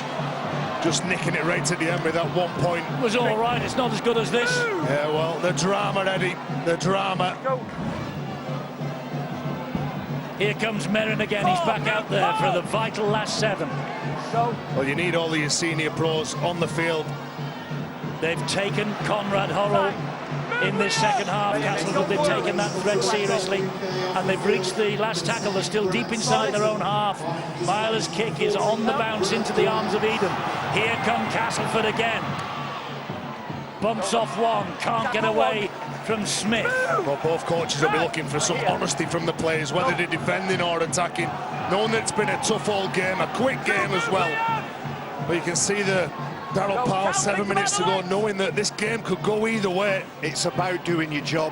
at this point in the game, with the game in the balance, finely balanced, keeping your nerve, holding your nerve, doing your job properly and giving maximum effort for the team. They've got to go down the middle here. They've got 4 tackles gone. They've got 1 remaining. They've got to get within a chance of a drop goal. They are again, but is there anybody there who can kick a drop goal? The answer is no, because it's with Watts, and here is Truman. And off the outside of the boot, it's still on the last tackle. This is Matautia. Matautia dabs it over the top, goes down. The referee says no penalty. Sutcliffe has it back for Castleford. Do they have a drop goal kicker, Castleford? They've had 2 chances. Well, McShane's got the injury to his leg. He's not kicked all night. He hasn't, but Paul McShane can kick with either foot. Jake Truman, perhaps? Yeah. Callum Turner, of course. Well, Jake Truman looked like he was setting up for it on the right-hand side before the ball went to Liam Watts. This is Myler, who gets it away to Walker. 4 gone, Leeds on halfway. That's a mess. That's a complete mess. Referee says play on. That looked like a knock-on from up here. Ben Thaler's closer to it, and David Ferner thought it was a penalty. The ball, when Conrad Hurrell goes to ground, the ball comes loose. The referee has said it's a knock-on. Like to see that. I would like to see that again. So would he, I'm sure, David Ferner. He's shaking his head. So he's got 2 players round him. He's got a player on the ball. It's not. I think that's stolen. That. I'm sorry, but I think it's stolen. It's not that one that David Ferner is annoyed about. It's the one previously. It was the one where Richie Myler tripped over the defender, wasn't it, at the back? Heads in, Paul. Yeah, you can see Richie Myler trying to get in. Matautia just raises his leg up. That's the one he was complaining about. Stewart? Well, I don't think there's any interference there. I think he's fallen over, but he's kept possession of the ball. The ball hasn't hit the ground. There's no knock-on in that one. I think David Ferner's thinking that there should have been a penalty for the player lying in the rock. No, he was clear. He fell over. He was overbalanced. Well, that's obviously the way that Ben Thaler saw it as well. This is Watts. Now it's with McShane. McShane gets away from Petteru. He's powerful. And he tips away from Myler. Well, not the biggest, but certainly powerful. Well, the time is ticking away. Back it comes to Truman. Drop goal attempt, but no. He has kicked the goal, but there is someone taken out in back play. It was Brad Dwyer. Yeah, well, that's what you get. You get your rewards, and Brad Dwyer's been rewarded there. He gets out. He's trying to get to the man who's kicking the ball. And you can see that steps in the way. Liam Watts, he just steps. Was he standing square at the play the ball, Dwyer? I know that obviously is a penalty, but at the play the ball was Brad Dwyer standing square. I know what you're saying, Eddie. We can dissect a million things. I still think the ball was stolen by Conrad Hurrell, but Leeds have failed to find touch. Leeds haven't found touch. They're determined. Both sides are determined to hand it to the opposition. What about Paul McShane? How strong is he? Oh, that's a big error. A huge error. As Millington carts it down the middle again, legs are up in the air. 3 minutes less than and counting. McShane. Here is Milner. Milner goes down, tackle number 4. Watts again will take it ever closer. That's a sensational run from Liam Watts. Up here, now then, this could be the moment for the Castleford Tigers. Truman's there, back it comes to him. He stabs at it, Jake Truman! It didn't get the length. Well, you could see that as soon as he made contact with that, the reaction from the Cas fans behind the sticks, that he didn't get near it. And Leeds haven't been close. They haven't looked like getting close to the drop goal here. A lot of players bunched around here in the middle of the field here. Single man carries here to get as much ground as they can. And then it'll be hit and hope at the end of this set, Eddie. And of course it was a 7-tackle restart. So 2 tackles gone here. And they're now in Castleford territory. We thought it might be the moment for Castleford. Is this the moment for the Rhinos? And if it is, they go to the left-hand side with Conrad Hurrell. Another big carry from Conrad Hurrell. If it is a Leeds Rhinos drop goal, it could well be Liam Sutcliffe. Got a valuable one a few years ago against the Catalan Dragons from about 40 metres out. Merrin thought about the pass out the back door, then got it away cleanly to Watkins. Watkins is coming down the right channel. They're being forced wide.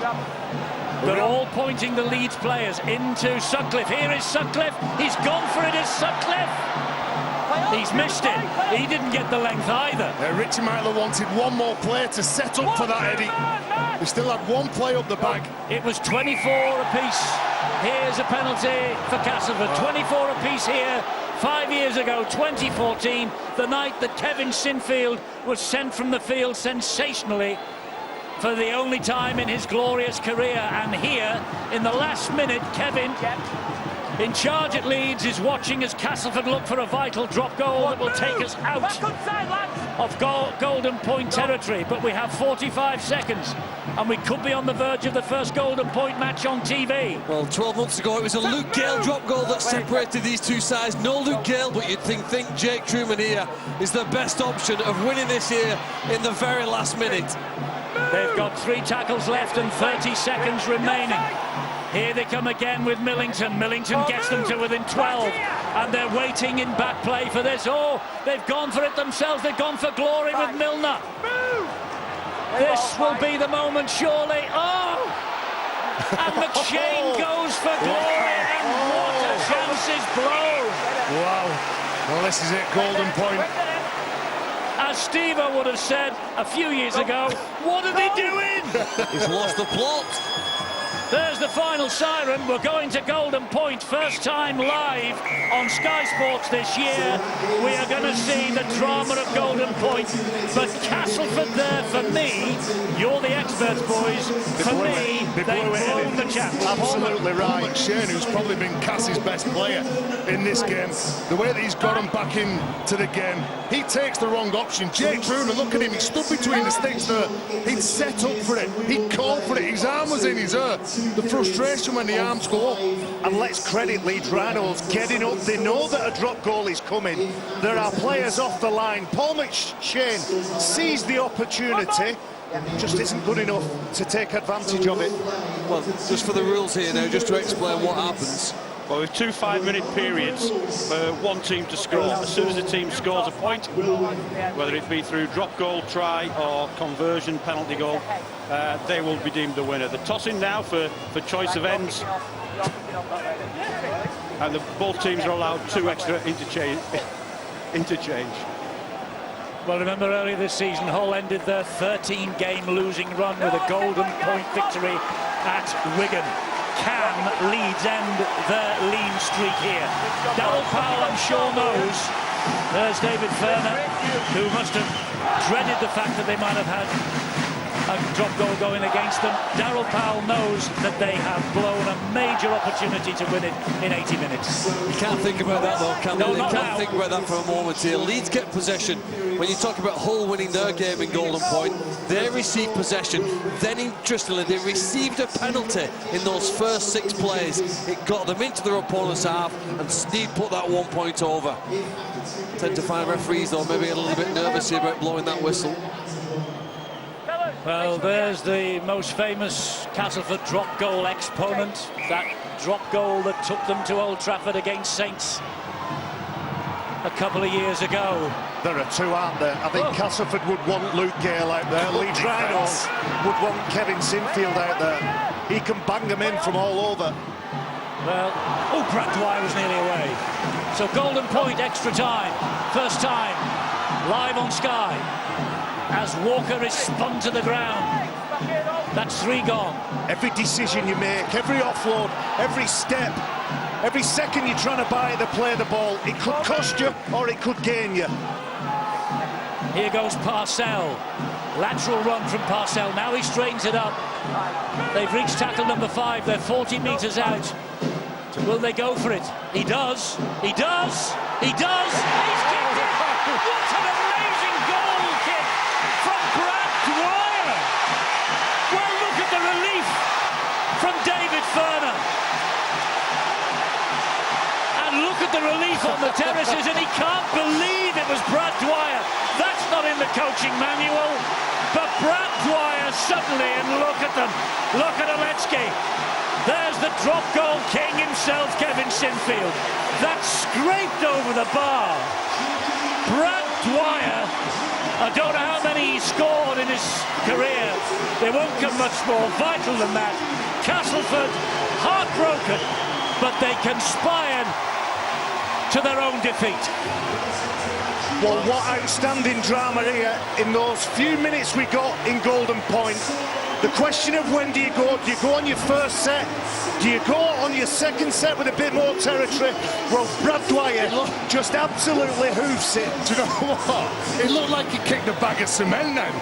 But I was looking and trying to pick who's going to be man of the match in this, who's going to be the game breaker.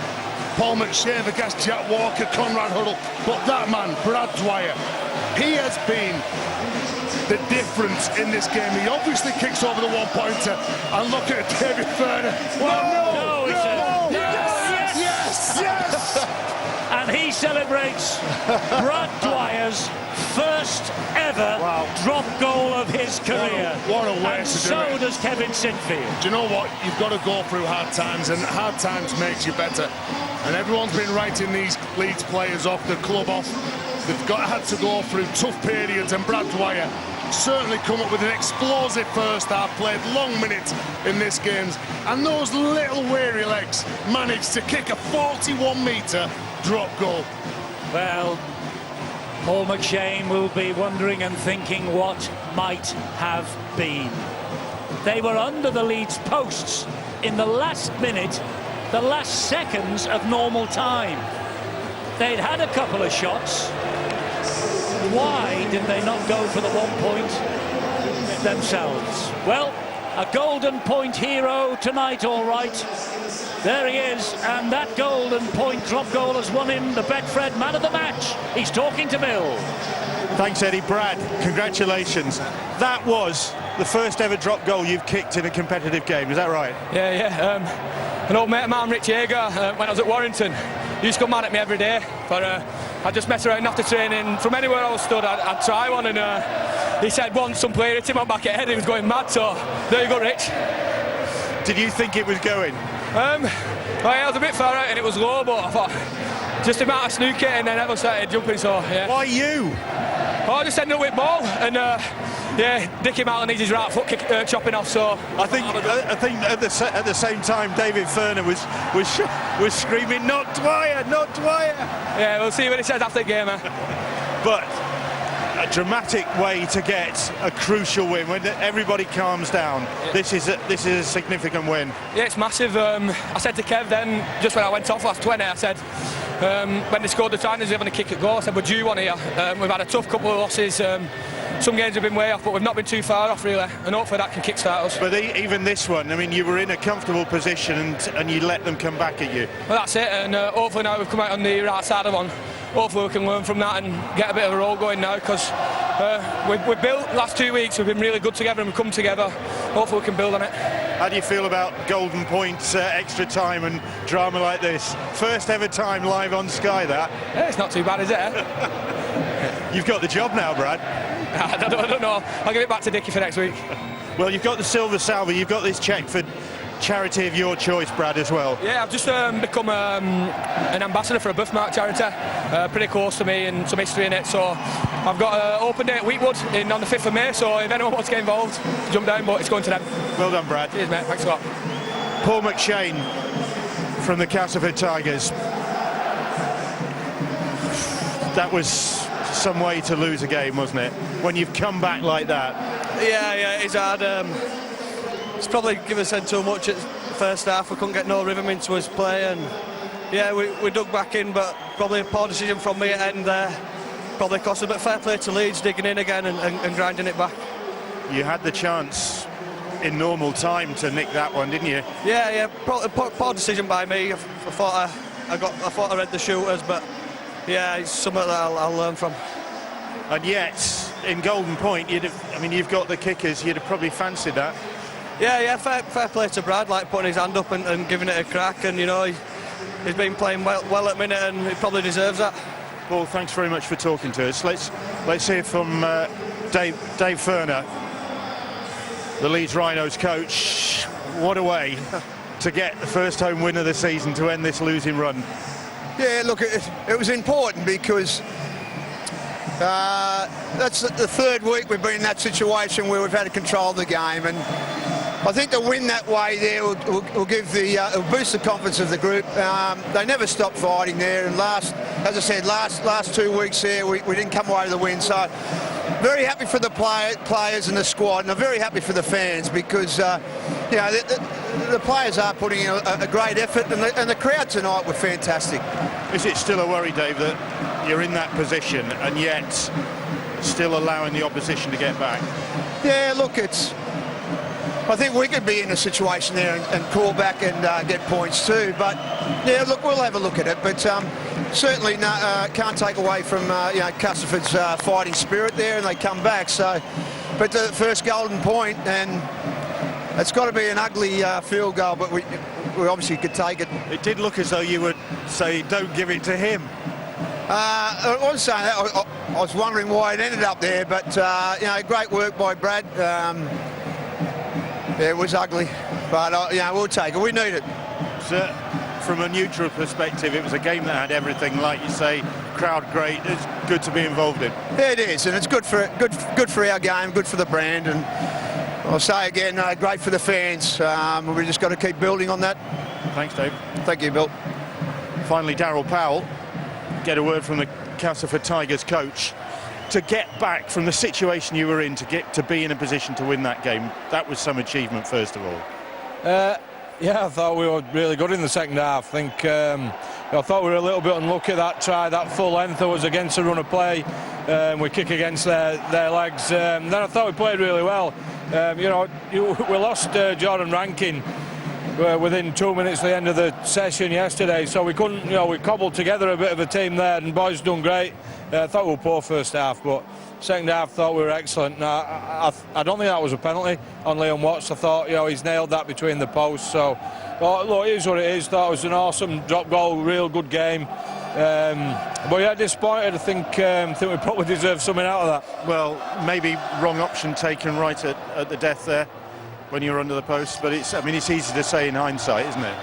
Oh, things happen quick, don't they? You know, I think Macca would hold his hand up and say, you know, he probably should have gone to Truey there, but look, you know, I thought it was a good game. I thought, you know, we're disappointed to lose it, but at the minute, we're in a bit of a tough spell with injuries, that's for sure. Well, that's right. I mean, you look at who was sitting in the stand, and like you said before the game, you know, everybody was wanting a reaction to what happened last time out against St Helens.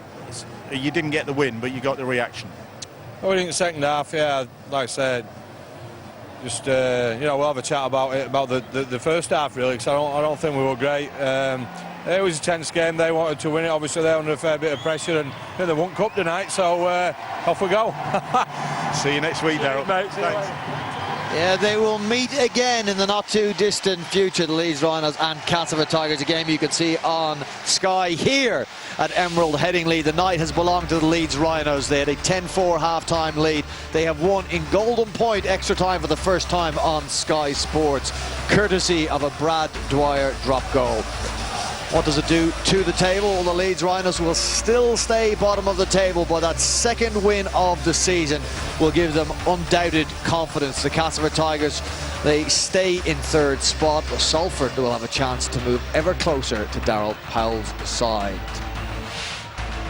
Well, here it is. Dave Perner questioned why it was going to Brad Dwyer. Well, when you think he's never kicked one before in the professional game, you can understand the coach's apprehensions.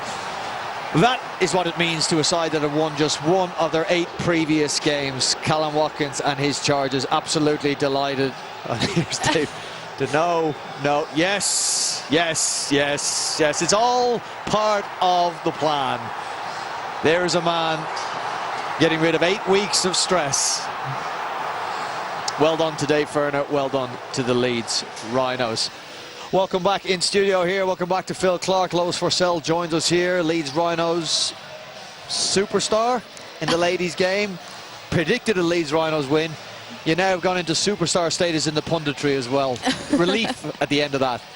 I think it was relief. I think it's just funny watching back that reaction from Dave Furner. I'm sure Brad will love watching that back. He's quite a character around the place, so I'm sure he'll relish that. But you know, it takes guts to take that kick in those sort of conditions. Lois, at one stage it wasn't looking great for the Leeds Rhinos. The 10-4 half-time lead, they had extended that to 20 points to 4 with a great start to the second half, and you thought Castleford Tigers may have been out of the game at this stage.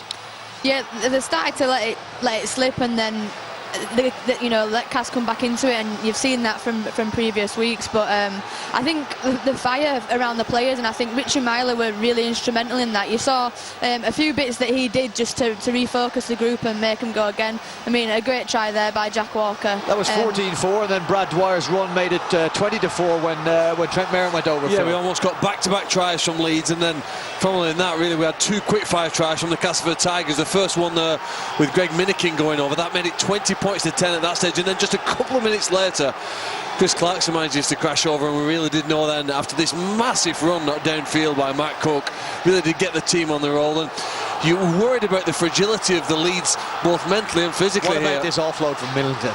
Sensational. And then to keep the ball alive, he hits the hole, squeezes just over onto the line. 20 points to 16. This was the final try that Castleford scored. Speed. Wasn't it great? Now listen, we're going to talk about this, the setups of drop goal. Here's Truman's effort. I mean, yeah, well, yeah, he was set up for it and missed it. I think we were scratching our heads at points though, where Castleford looked for sure that they were going to set up twice potentially for that drop goal. Well, there's the one that went over in the end. Brad Dwyer's the man whose hands in which the ball landed. I want to talk to you about the bigger picture. It's something you were saying. When you're training, you're trained by Adam Cuthbertson here. When you're training, it's always a preparation for a drop goal at the end of every session. The guys here tonight didn't have great setups for either of them, and the ball ends up, the match-winning drop goals kicked by a guy who's never kicked it before. Well, yeah, when we were talking about it, I was saying that, you know, our kicker, Courtney Hill, she always, end of every session, we have to finish on one, and if she misses it, we finish on it again. So and it's the preparation for it as well. Yeah, I mean, it's all the players around that, making sure they know what their role is and things. So I'm sure that's something that'll be looked at again. But nice to see that Leeds are on the winning end of it rather than the losing end that they're on. They'll take it, Phil, won't they? Whatever way it comes. When you've been 20 points to 4 ahead, and then you get back to 20, or you thought, I don't know, the kicker seemed to go missing. It ended up in the arms of Brad Dwyer. And I do think it felt here from the crowd's perspective and atmosphere at the end that they'd won a playoff game to get one step closer to the grand final. It really didn't feel like the end of a normal match. A point made by Darryl Powell in his post-match interview with Bill. He said, do you think they won a cup here? Well, it did feel that way, didn't it? Conrad Hurrell ran across the pitch. It was almost like a lap of honour at the end with some of the supporters. And I take your point really about practising for drop goals. They used to say the England football team never practised for penalties, and we got into that situation. I think with the advent of Golden Point, you're going to see that a little bit more, certainly now that it's had its first television exposure. Okay, it's a confidence booster for Leeds. That point was made clear by the coach, Dave Furner. Is there still some worrying elements? And I don't want to rain on their parade here today, but 20 points to 4 up, another playing against a good side. Is there worrying elements again of their inability to close out a game in which they seem to be in control of? I mean, undoubtedly, I think there's going to be, you know, some review of some of the areas that they need to fix up on. You're looking at the areas of the field and the time in the game that they give away crucial penalties and crucial errors. So they're not going to ignore that from on the back of this win. But the players are going to take huge confidence. I think you saw it last week grow against Catalans and this week. So, you know, I think that's just relief for Furner and the boys. I think they've got a bigger question to answer, is who do they play at standoff? Liam Sutcliffe played there tonight. If he was on a construction site, it's almost like he's a painter, a plasterer and a plumber. Every different week he's changed his role, and I think he plays very well, but I'm not so sure for the rest of the season he's their answer as a standoff. So it's where and when Leeds make a change, or do they stick with Sutcliffe for the rest of the season? Okay, important run coming up for the Leeds Rhinos. They had Hull Kingston Rovers away, a game you can see on Sky. Then they got Huddersfield at home, Wakefield away, and Hull Kingston Rovers at home again. That's going to be a four match. They will hope to get maximum points out of that. The Castleford Tigers, they've lost now 3 of their last 4 games. Worrying signs in defeat against St Helens last time out defensively. At times, Phil, their attack looked a little well off the high standards that I would say that Castleford have shown us over the last couple of years? Probably because they don't have the scrum half who's there, do they? And they've not certainly had the fullback who's made the impact. Peter Matoche is more one of those running players who you'd hate to have run at you individually, but he doesn't provide that team link that they maybe had in the past with Zach Hardacre. All right, they'll have to fix that up, though, Lois. Yeah, well, we spoke about that dynamic of what it meant from McShane moving about for this game, so I think that's just going to maybe take a bit of time, and they'll definitely be looking at fixing that up ahead of the next game. All right, pressure is off now for Dave Ferner. This was a man who, on which it was building. You could see that over the last few weeks, in particular, his post-match interviews.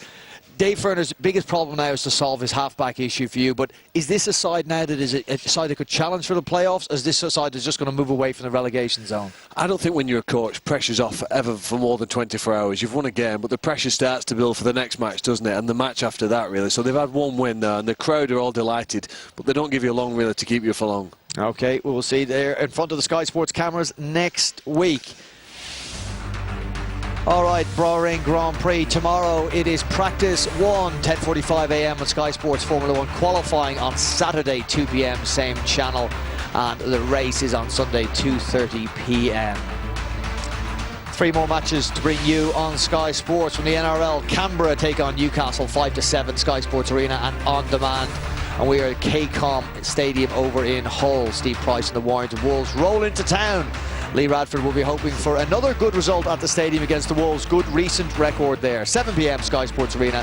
And on Saturday, the North Queensland Cowboys take on the Cronulla Sharks. 6:25 a.m, Sky Sports Arena and Sky Sports on demand for that.